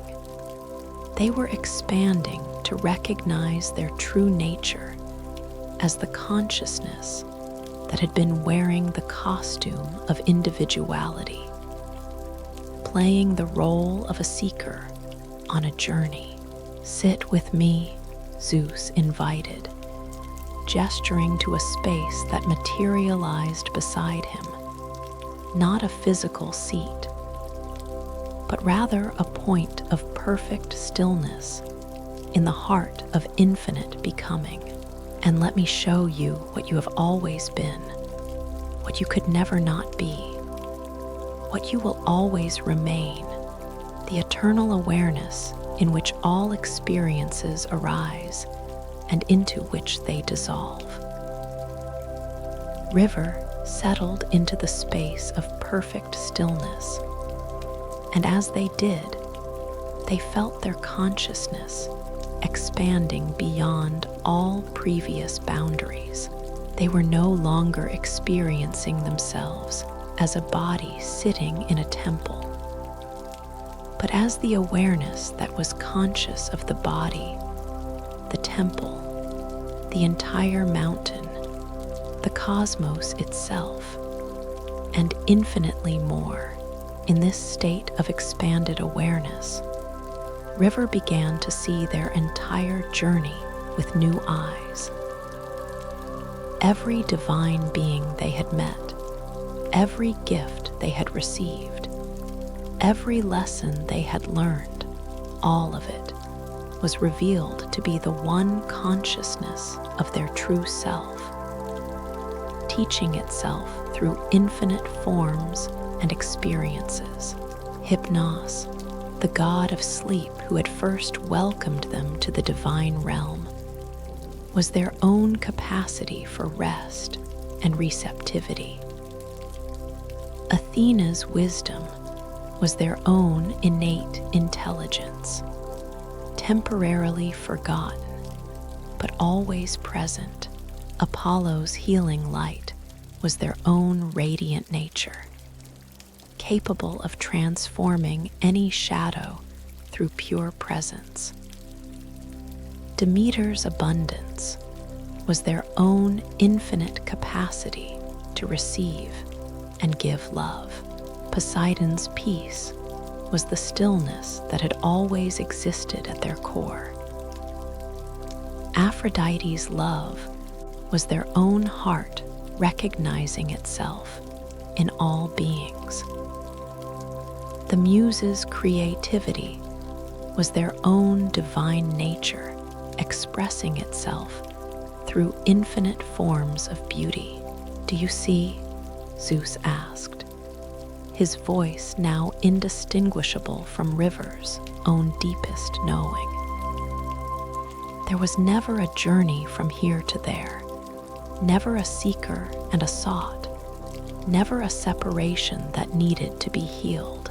There was only the one self, playing all the roles in its own cosmic drama, temporarily forgetting its unity in order to experience the joy of remembering. As this recognition deepened, River felt waves of the most profound peace they had ever experienced washing through their being. But it was not the peace of finally arriving somewhere. It was the peace of recognizing that they had never left home, that every step of their journey had been the self moving within itself, consciousness exploring its own infinite nature. This recognition, Zeus continued, is not the end of your human experience, but its transformation. You will return to your earthly life, but you will live it from the knowledge of what you truly are. The challenges will continue, the experiences will unfold, but underneath it all will be this unshakable knowing that you are the consciousness in which all experiences arise, the awareness that remains unchanged regardless of what appears within it. River felt themselves simultaneously contracting back into individual form and expanding to encompass all existence.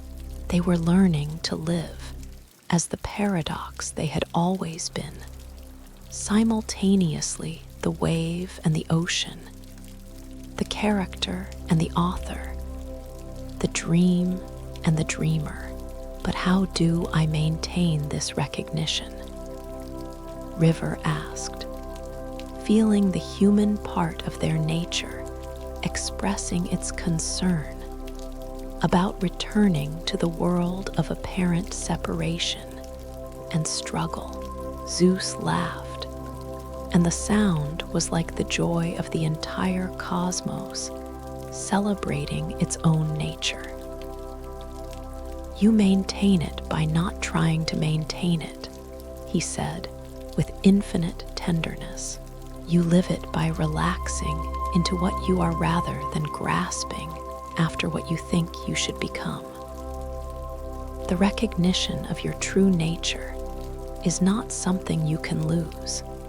It can only be temporarily overlooked. And even that overlooking is part of the divine play. As Zeus spoke, River felt all the divine gifts they had received throughout their journey beginning to merge and transform. The crystal vial of wisdom became a knowing that lived in their bones. The pendant of healing light became their natural radiance that blessed all beings simply through their presence. The horn of abundance became their recognition that they lacked nothing essential. The shell of tranquility became the peace that was their very essence.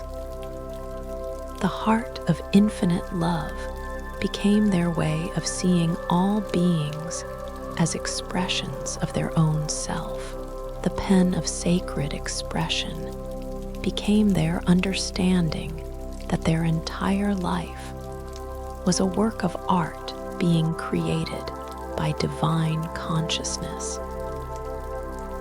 These gifts were never separate from you, Zeus explained, as River felt this alchemical transformation completing itself within their being.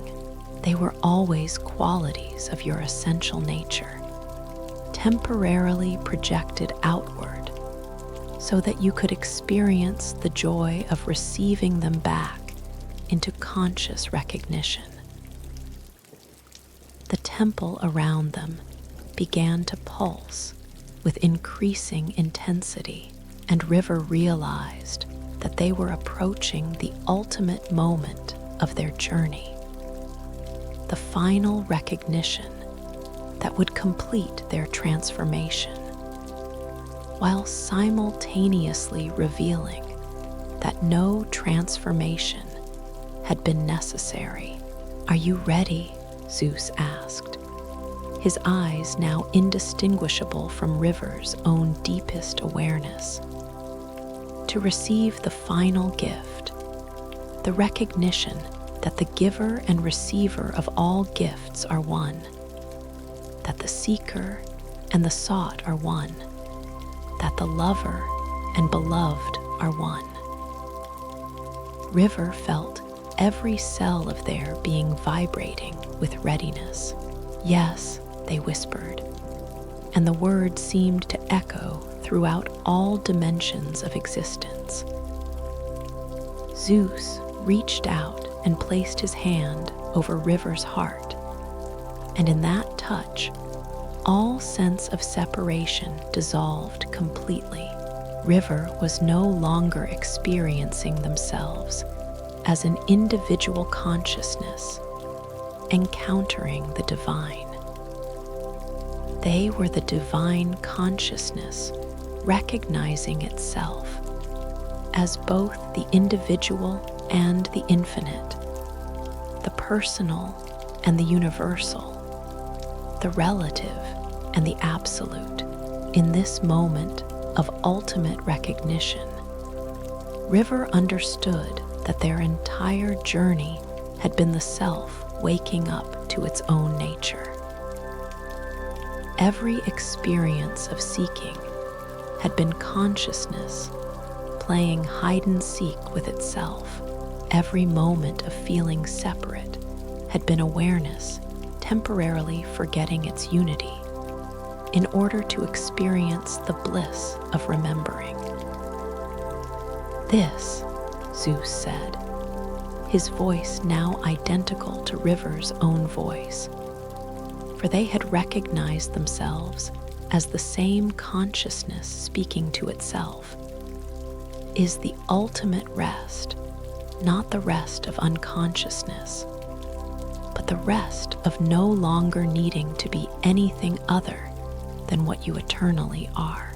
River felt themselves dissolving and reconstituting simultaneously, experiencing both the ultimate letting go and the ultimate coming alive. They were dying to the illusion of separation and being born into the recognition of unity. They were surrendering the dream of being a separate self and awakening as the dreamer who had been dreaming all selves. "Rest now," Zeus whispered, and River realized he was speaking to himself, to the aspect of consciousness that had been playing the role of the seeker. Rest in the recognition of what you are. Rest in the knowing that you need never again seek what you have never lost. Rest in the love that you are, the peace that you are, the wholeness that you have always been. As these words echoed through the temple that was revealed to be their own consciousness made visible, River felt themselves settling into the deepest rest they had ever known. But this was not the rest of sleep or unconsciousness. This was the rest of being so completely awake that all effort ceased, so totally present that all seeking ended, so utterly at home that all journeying was revealed to be movement within the self. The temple began to dissolve around them, but rather than experiencing this as loss, River felt it as expansion. The temple had never been separate from their own consciousness. It had been their own awareness creating a sacred space for this recognition to unfold. Now that the recognition was complete, the external temple was no longer needed, for they had recognized themselves as the temple, as the sacred space in which all experiences arise. As the last vestiges of the temple faded, River found themselves sitting in perfect stillness on the summit of Mount Olympus. But now they understood that the mountain, too, was their own consciousness, their own capacity for elevation and transcendence. The entire journey had taken place within the infinite space of their own awareness. Consciousness exploring its own nature through the drama of seeking and finding. The dawn was breaking over the sacred peaks, but River recognized this dawn as the eternal dawn of awakening that was always occurring within consciousness. They sat in perfect stillness as the first light touched their face, feeling not like someone who had completed a journey, but like one who had awakened from a dream of traveling to discover they had never left home. In this ultimate recognition, all the gifts they had received throughout their journey integrated completely into their being, no longer as separate attainments, but as expressions of their essential nature. They were wisdom and healing, abundance and peace, love and creativity, not as qualities they possessed, but as facets of what they eternally were. As the sun rose fully over the peaks of divine consciousness, River prepared to begin their return to the world of apparent form and separation, but they would return transformed, carrying within their human experience the unshakable knowing that they were not a person who sometimes experienced the divine, but divine consciousness itself, temporarily playing the role of a human being. The ultimate rest had been found not in any external place or state, but in the simple recognition of what they had always been, the awareness in which all experiences arise, the love that connects all beings, the peace that surpasses all understanding, because it is the very ground of understanding itself. Chapter 9. The Return to Form. In the eternal dawn that crowned the summit of Mount Olympus, River sat in the profound stillness of ultimate recognition. They had discovered themselves to be not the seeker they had imagined, but the very consciousness in which all seeking arose.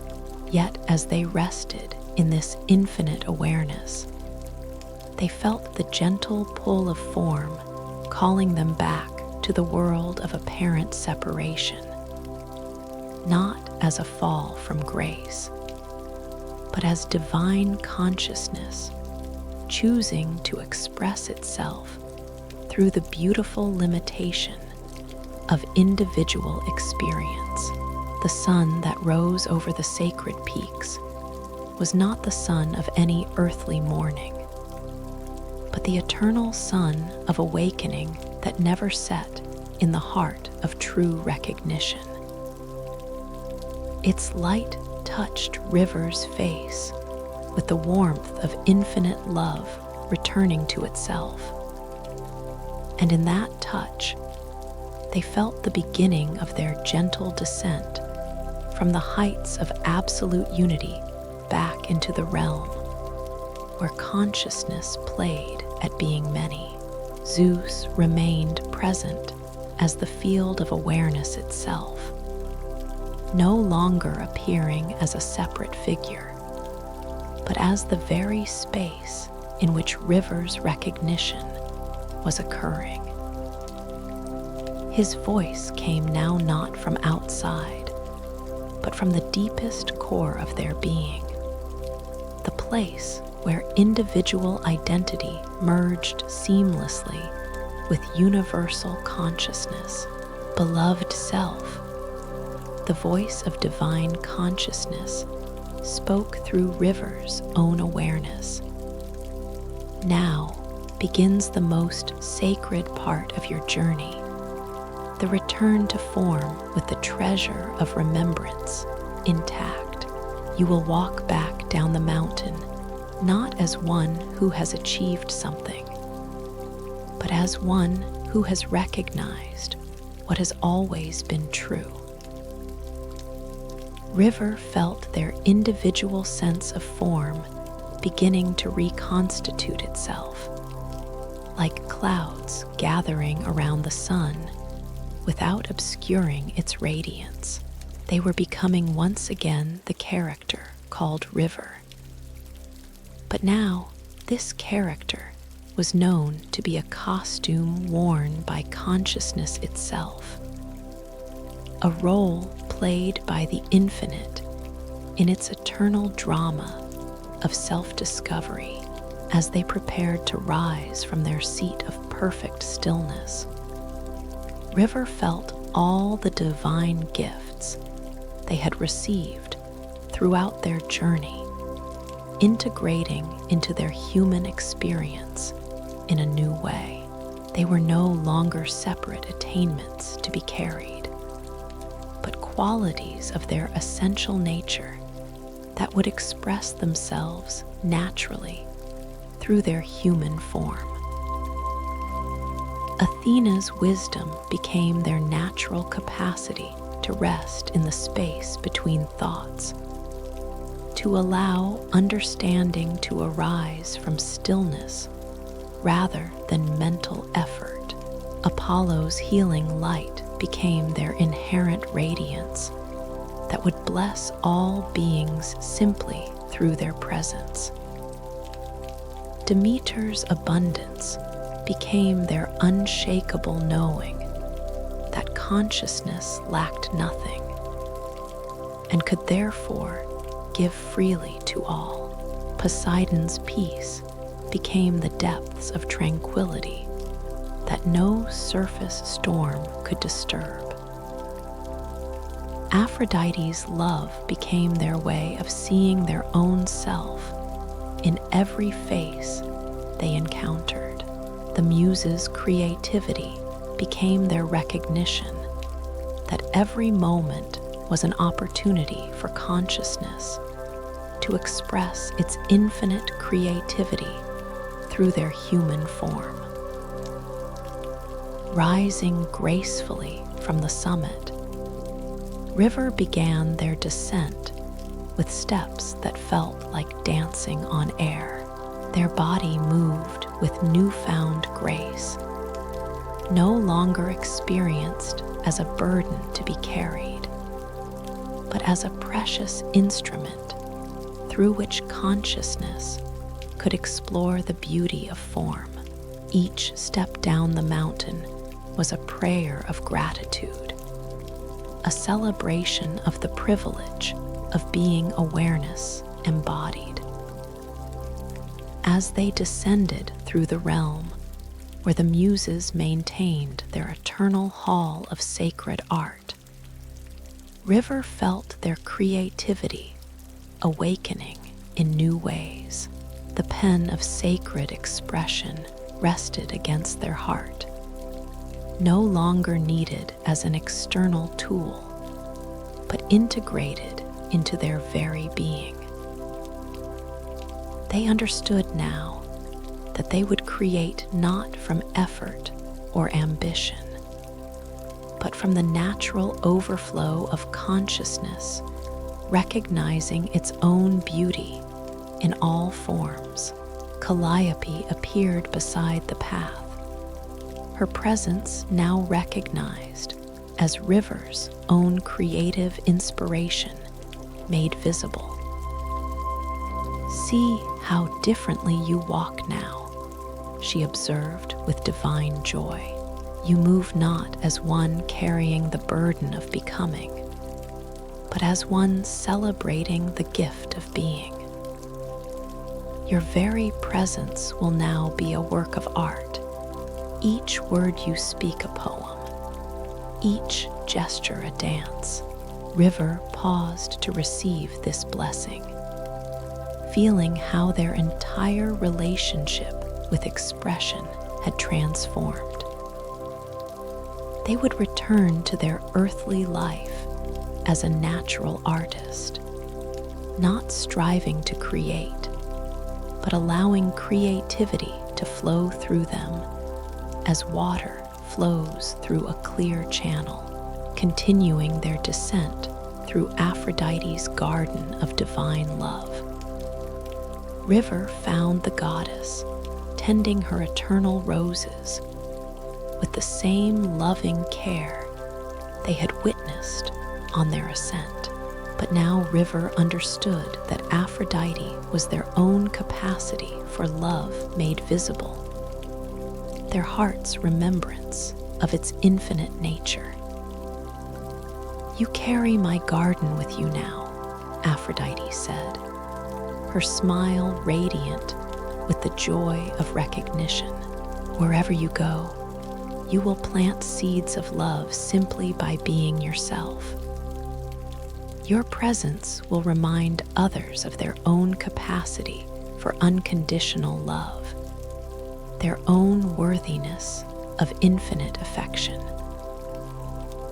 The crystal heart of infinite love that rested against River's chest had become indistinguishable from their own heart, which now beat with the rhythm of universal compassion. They knew they would return to their human relationships transformed, seeing in every being the same consciousness that they had recognized as their true self. Through Poseidon's shores of infinite peace, River walked with the gods' eternal blessing flowing in their veins. The shell of tranquility no longer needed to be held to their ear, for they had become the peace it represented. The divine ocean of consciousness in which they had bathed was now recognized as their true element, the medium in which they eternally swam. The storms of life will still arise, Poseidon observed as River paused at the water's edge. But you will know them now as movements on the surface of the peace that you are. No experience can disturb the depths of your being, for you have recognized yourself as the awareness in which all experiences arise and dissolve. Ascending past Apollo's temple of healing light, River felt the gods' radiance pulsing in perfect harmony with their own natural luminosity.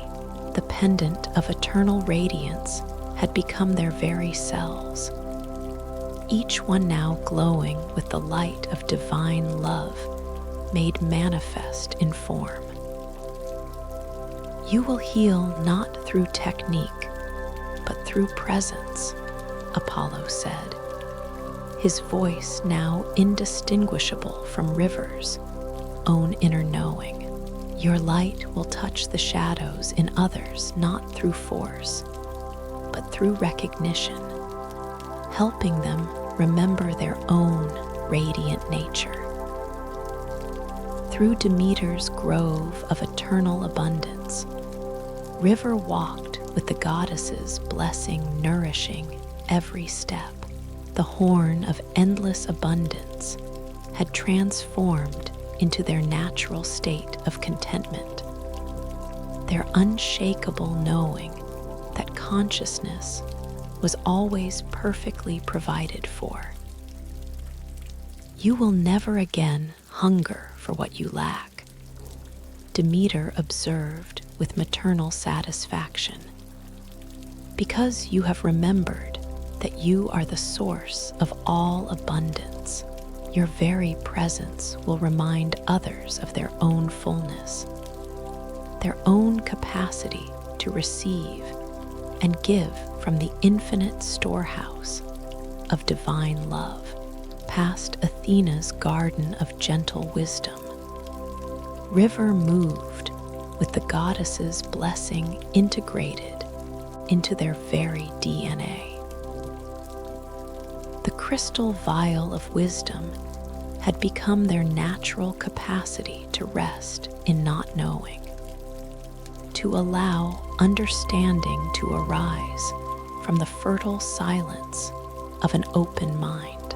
You will teach not through preaching, but through being, Athena said, her words flowing like olive oil poured on still waters. Your peace will speak more eloquently than any words. Your stillness will offer deeper instruction than any philosophy. Finally, River arrived once again at the beginning of their journey, where Hypnos had first welcomed them to the realm of divine rest. But now they understood that this too had been an encounter with their own nature, their own capacity for surrender and receptivity. You came seeking rest, Hypnos observed with the gentle smile of one watching a beloved child awaken from a beautiful dream. And you have found that you are rest itself. You sought peace and discovered that you are the peace you were seeking. You longed for love and recognized yourself as love itself, temporarily forgetting its own nature. As River stood at the threshold between the divine realm and ordinary consciousness, they felt no sadness at leaving this paradise, for they now knew it to be their own true nature, always accessible regardless of outer circumstances. The transformation they had undergone was complete, yet ongoing, perfect, yet ever deepening. The gifts you have received, Hypnos said, as River prepared to return to their earthly form, are not possessions to be guarded, but nature to be expressed, live as the wisdom you have remembered. Be the love you have recognized. Rest in the peace you have discovered to be your essence. River felt themselves beginning to dissolve back into ordinary consciousness, but it was not a falling or a forgetting. It was consciousness choosing to play once again in the realm of form, but now with full awareness of its true nature. They would return to their human life as an awakened being, not because they had achieved something special, but because they had remembered something essential, what they had always been.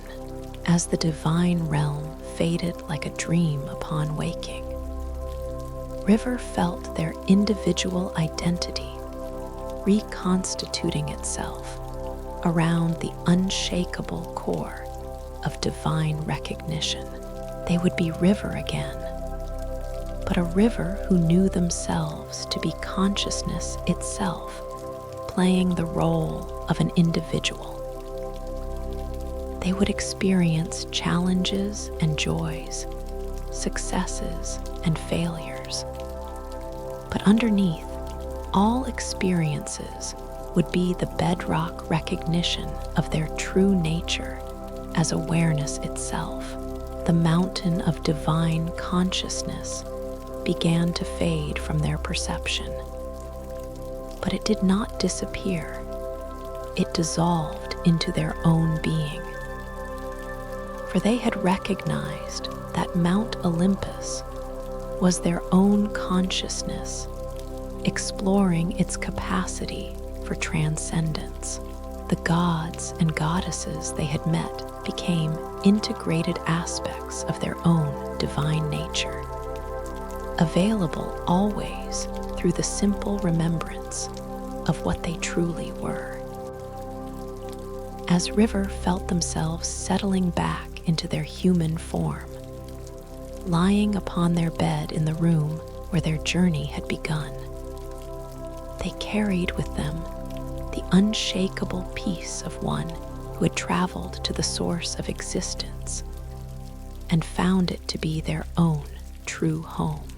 They would sleep now, not the sleep of exhaustion, but the sleep of perfect contentment, resting in the arms of the divine love that they had recognized as their own essence. The final gift had been received, not something external to be acquired, but the recognition that they had always been what they were seeking. In this ultimate rest, all seeking ended not in attainment, but in the simple recognition of what had never been absent. River closed their eyes and sank into the depths of divine sleep. their human form cradled in the infinite love of their own true nature. Chapter 10: The Integration of Awakening.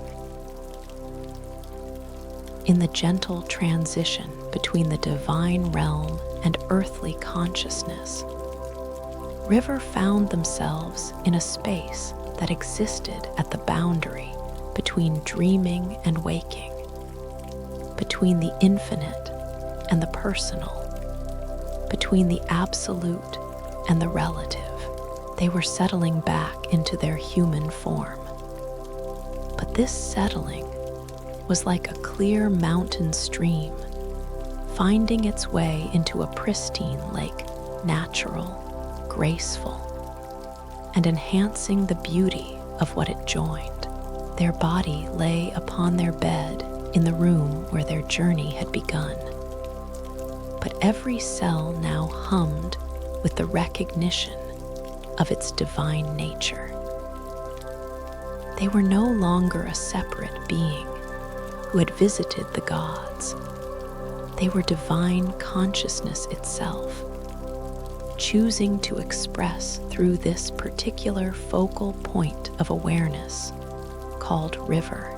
The transformation was complete, yet ongoing, perfect, yet ever deepening. As full awareness of their physical form returned, River marveled at how different their body felt. Where once there had been areas of tension and discomfort, now there was only a flowing aliveness, as if their very cells had been tuned to the frequency of divine love. Their breath moved with the rhythm of cosmic breathing. Their heartbeat pulsed in harmony with the universal heart. Their blood flowed like the rivers of light they had witnessed in the divine realm. The room around them appeared exactly as it had before their journey began. Yet everything was transformed by the recognition that shone through their eyes. The walls, the furniture, the simple objects that filled their space, all were revealed to be expressions of the same consciousness that they had recognized as their true self. There was no longer any division between sacred and mundane, for all was recognized as the divine expressing itself in infinite forms. Slowly, mindfully, River sat up in their bed, feeling the profound integration that was occurring in every dimension of their being. The divine gifts they had received were no longer separate objects to be carried, but qualities of their essential nature, expressing themselves through their human experience. The wisdom of Athena had become their natural way of meeting each moment, not with the anxious effort to figure everything out, but with the peaceful confidence that understanding would arise spontaneously from the stillness of an open mind. They could feel thoughts arising and dissolving in their consciousness like gentle waves on a calm sea. No longer driven by the compulsive need to think their way to peace, Apollo's healing light was now their cellular reality, radiating from every pore not as something they had to consciously generate, but as the natural luminosity of consciousness expressing itself through form.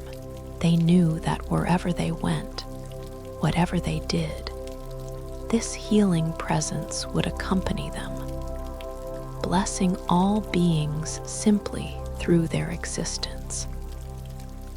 Demeter's abundance had transformed their relationship with having and needing. The constant background anxiety about lack had been replaced by an unshakable knowing that consciousness could never be impoverished, that everything needed was always being provided in perfect timing. They felt rich beyond measure, not because they possessed anything special, but because they had recognized themselves as the source of all abundance. Poseidon's peace had become the very ground of their being, the fundamental stillness that remained unchanged regardless of what appeared on the surface of their experience. They could feel this peace as a living presence in their body, deeper than thought, more stable than emotion, more real than any temporary state of mind. Aphrodite's love was now their way of seeing, the lens through which they perceived all beings and experiences. The constant judging and comparing that had once fragmented their perception had been replaced by the recognition that all beings were expressions of their own true self, deserving of the same infinite love they had discovered themselves to be. The creativity of the Muses flowed through their very presence, making their entire life an expression of divine artistry.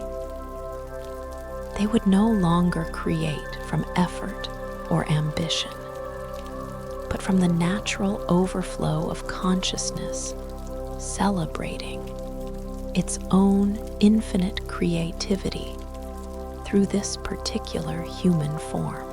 And underlying all these specific qualities was the ultimate recognition gifted by Zeus that they were not a person who sometimes experienced these divine states, but divine consciousness itself, playing temporarily in the realm of personal experience while never forgetting its essential nature, rising from their bed with movements that felt like dancing on air. River began to move through their morning routine with a quality of presence they had never known before. Each action, brushing their teeth, washing their face, preparing their morning tea, became a sacred ritual, an opportunity for consciousness to explore its own nature through the simple tasks of human life. As they prepared their tea, River noticed how the steam rising from the cup created spirals that reminded them of the geometric patterns they had seen throughout their divine journey. The steam was not separate from the patterns of sacred geometry. It was consciousness expressing its inherent order and beauty through the most ordinary of moments. Sipping their tea, River felt the warm liquid nourishing not just their body, but their soul, carrying with it the essence of earth and rain, of sunlight and human care, of all the forces that had collaborated to bring this simple cup of tea into existence. They tasted abundance and interconnection in every drop, recognizing their tea as communion with the divine love that animated all creation. Through their window, the morning light fell across familiar objects, their books, their desk, their plants. But now everything was illuminated not just by sunlight, but by the light of recognition. They could see the consciousness that was their true self shining through every form, playing at being books and furniture and growing things, while never ceasing to be the one awareness in which all things appeared. As River moved through their home, they felt no desire to rush back to their usual activities and concerns. Instead, they found themselves naturally drawn to simply be present with what was arising in each moment, allowing their newfound recognition to integrate fully into their human experience. This was not procrastination or avoidance. It was the natural pause that consciousness takes to fully inhabit its new expression. Settling into their favorite chair by the window, River felt waves of gratitude flowing through their being for the privilege of existence itself. They had been given the extraordinary gift of being divine consciousness embodied, of being awareness exploring its own nature through the adventure of human life. This gratitude was not directed towards some external deity, but was consciousness appreciating its own magnificent creativity in creating the experience of seeking and finding itself. As they sat in peaceful contemplation, River became aware that their journey to divine rest had not ended with their return to ordinary consciousness. It had been transformed and would continue to deepen throughout their human life. The rest they had discovered was not a destination to be reached, but a recognition to be lived, not a state to be attained, but a truth to be embodied. They understood now that every challenge they would face in their human life was an opportunity for consciousness to explore its own depths. Every joy would be a celebration of awareness, recognizing its own nature. Every relationship would be a dance between different focal points of the same divine consciousness. Every creative expression would be the infinite expressing its creativity through their particular human form. The fears and anxieties that had once plagued their days and nights had not been destroyed or transcended. They had been seen through, recognized as movements of consciousness that need not be resisted or indulged. When fear arose, they would meet it with the same loving presence they had learned to bring to all experiences, knowing it to be another face of the divine seeking recognition. As the morning progressed, and River felt more fully integrated into their human form, they began to sense how they would carry their recognition into their daily life. They would work and play, love and create, face challenges, and celebrate successes. But all of it would be held in the context of their deepest knowing that they were divine consciousness, exploring its own nature through the beautiful dream of individual existence. Their relationships would be transformed, not because they would try to be more loving or spiritual, but because they would naturally see their own true self looking back at them from every face they encountered. their work would become a form of worship, not because they would make it artificially sacred, but because they would recognize it as consciousness serving its own recognition through their human activities. Even their rest would be different now when they lay down to sleep each night. It would not be the unconscious collapse of exhaustion, but the conscious surrender of individual will to the divine intelligence that animated their dreams. Their sleep would become a nightly return to the source, a regular remembrance of their essential nature beyond form. River felt their heart overflowing with love for the human experience they were about to re-enter fully.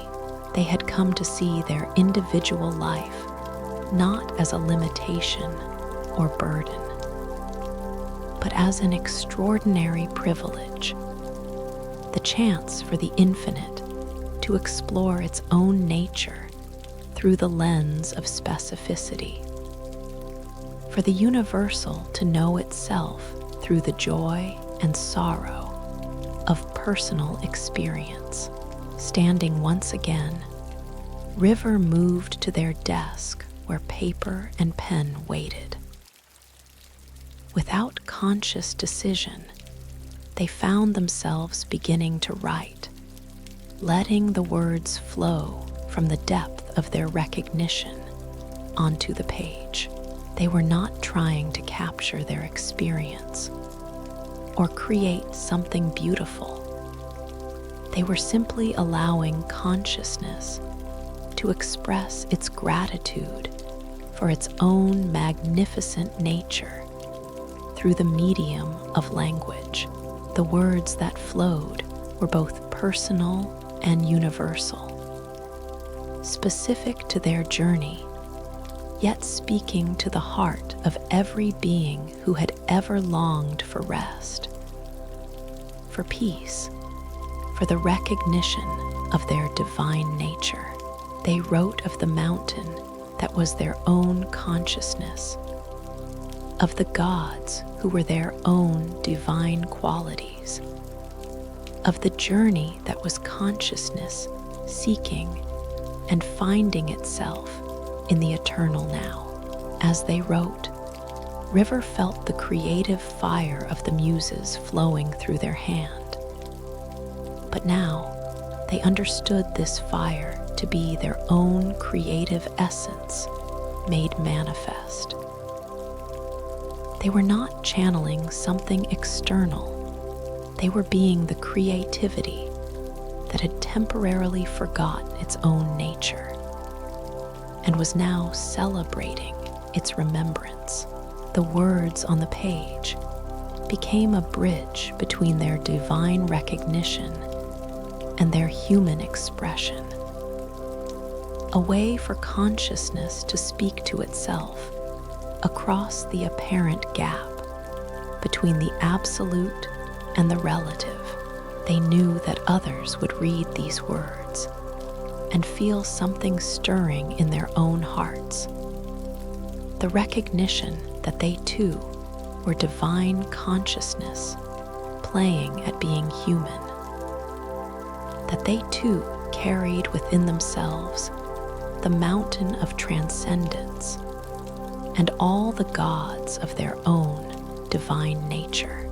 As the day progressed, and River felt their integration deepening with each passing hour, they moved through their activities with a quality of presence that was both extraordinary and utterly natural.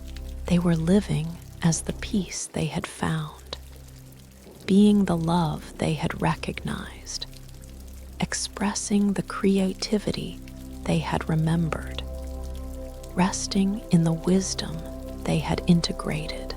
The rest they had discovered was not something that could be lost or forgotten, for it was their very essence, It was the awareness that remained unchanged through all experiences, the consciousness that was equally present in activity and stillness, in joy and sorrow, in success and failure.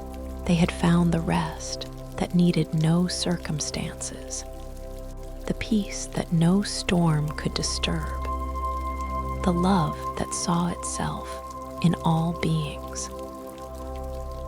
As evening approached and River prepared for their first night's sleep as a fully integrated being, they felt profound appreciation for the journey that had brought them home to themselves.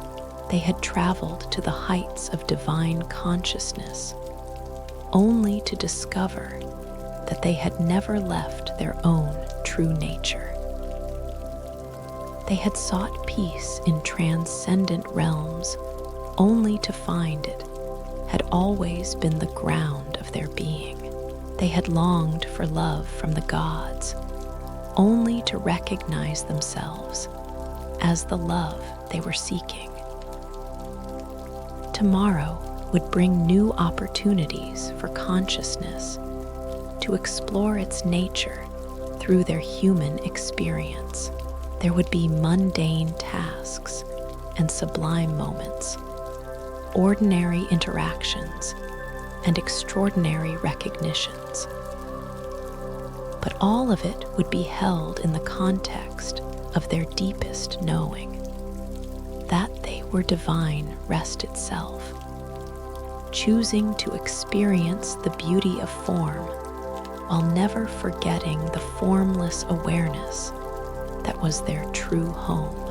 As River settled into bed for the night, they felt not fatigue, but the delicious anticipation of consciousness, preparing to explore new depths of its own mystery through the gift of sleep.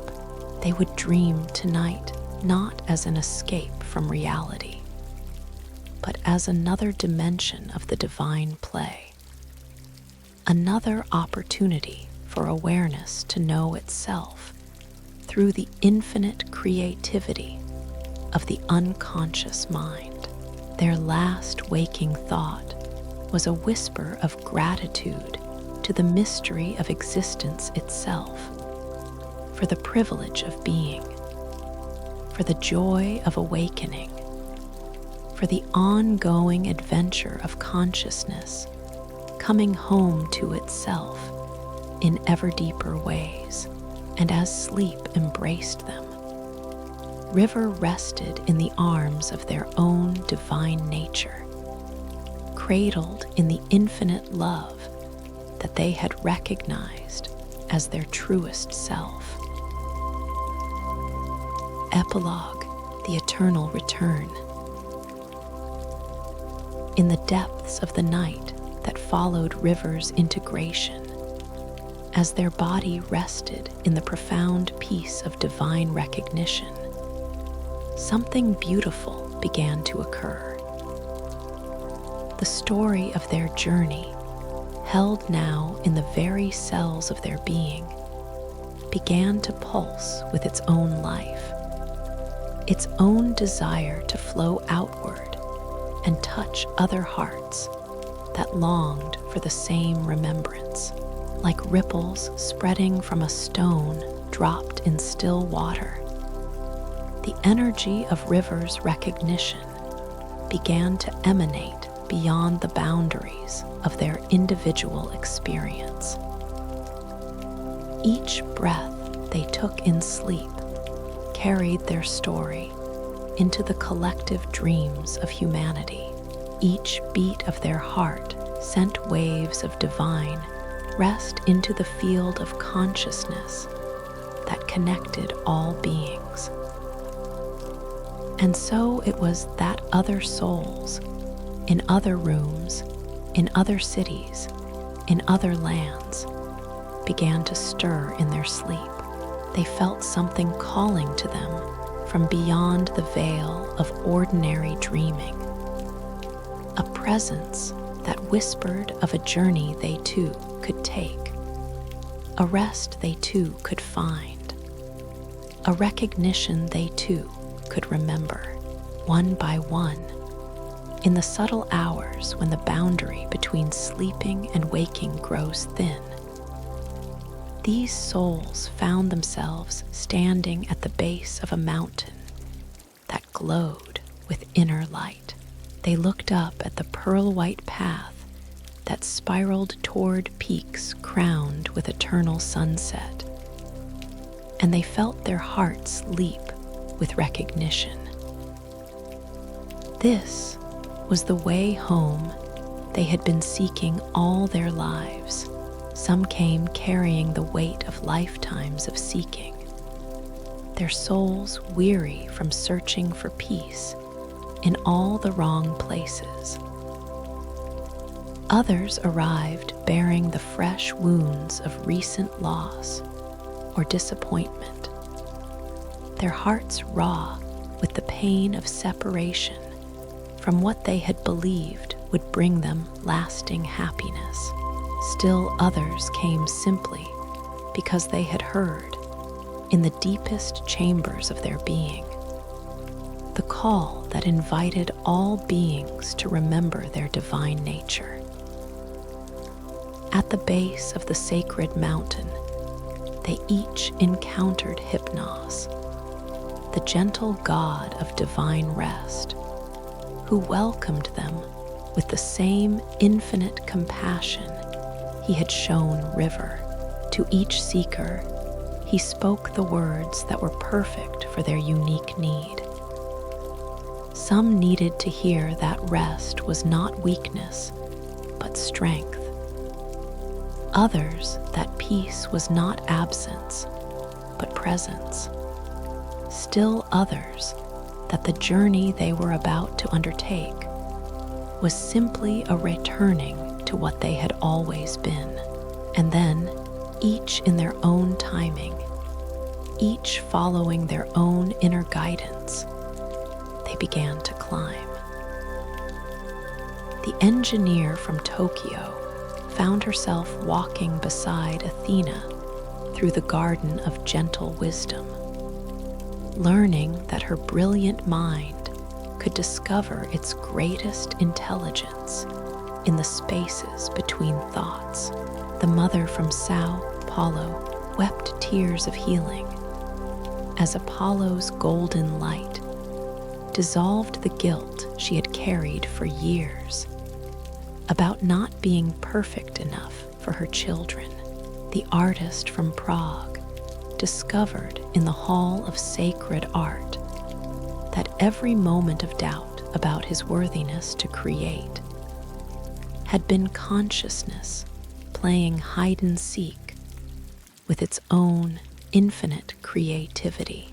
The teacher from Nairobi floated in Poseidon's ocean of infinite peace and felt all the stress of trying to save every student dissolve into the recognition that she could only love them into their own remembrance. The grandfather from Saskatchewan stood beneath Demeter's tree of universal love and felt decades of bitterness about his difficult life transform into gratitude for every experience that had prepared him to recognize divine abundance. Night after night, month after month, the mountain of divine consciousness welcomed new pilgrims. Each found their own perfect path to the summit. Each received the gifts they most needed to remember their true nature. Each returned to their earthly life carrying the treasure of divine recognition. But the most beautiful part of this eternal return was that each awakened soul became, in turn, a beacon for others.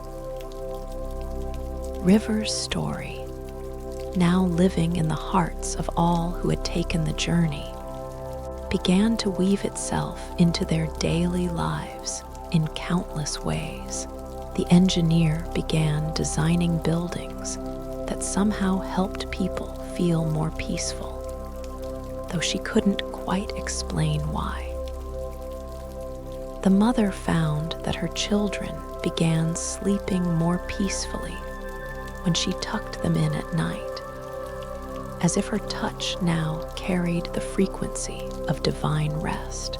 The artist's paintings began to glow with an inner light that viewers said reminded them of something they had once known but forgotten. The teacher discovered that her most difficult students would grow calm in her presence, and parents began asking what new technique she was using to bring such peace to their children. The grandfather's garden became a place of pilgrimage for his neighbors, who said that simply sitting among his flowers made them feel held by infinite love. Each person touched by the mountain's blessing became a doorway through which others could glimpse their own divine nature. They didn't preach or proselytize, didn't claim special powers or secret knowledge. They simply lived as the love they had remembered, rested as the peace they had found, created as the divine artists they had always been. And in their being, others recognized something that stirred the memory of their own true nature. The story spread not through words, but through presence, not through teaching, but through being. A businesswoman in Mumbai felt something shift inside her when she sat beside the grandfather on a park bench during her travels. A teenager in Stockholm found his chronic anxiety dissolving after spending an afternoon helping the teacher organize her classroom. A nurse in Mexico City discovered a profound peace flowing through her hands after viewing one of the artist's paintings in a small gallery. Each new awakening created expanding circles of influence. The businesswoman returned to India and found herself naturally creating more harmonious workplaces. The teenager began sleeping peacefully for the first time in years and started a meditation group at his school. The nurse discovered that her patients healed more quickly under her care, sensing the divine rest that now flowed through her touch. And so, the mountain continued to call to souls across the earth, appearing in dreams and meditations, in moments of deep longing and profound exhaustion. It manifested in the African grandmother, who found herself ascending through landscapes of infinite acacia trees toward peaks crowned with ancestral wisdom. It revealed itself to the Tibetan monk, who climbed through gardens of prayer flags that sang with the voices of every bodhisattva who had ever taken the vow to awaken all beings. The Mayan elder from Guatemala met Quetzalcoatl at the summit, recognizing in the feathered serpent the same divine consciousness that Christians called Christ and Hindus called Krishna and Muslims called Allah. The Aboriginal elder from Australia danced her way up a mountain that existed in the dream time, receiving from the rainbow serpent the same gifts of healing and peace that others had received from Apollo and Poseidon. Each tradition, each culture, each heart found the mountain wearing the garments that would most perfectly serve their awakening. But always, at the core, was the same recognition that they were not separate beings seeking union with the divine, but divine consciousness itself, temporarily playing the beautiful game of forgetting and remembering its true nature. Years flowed like rivers returning to the ocean, and the network of awakened beings continued to expand across the earth. They found each other in mysterious ways, drawn to the same coffee shops and bookstores, seated next to each other on airplanes, assigned to work on the same projects.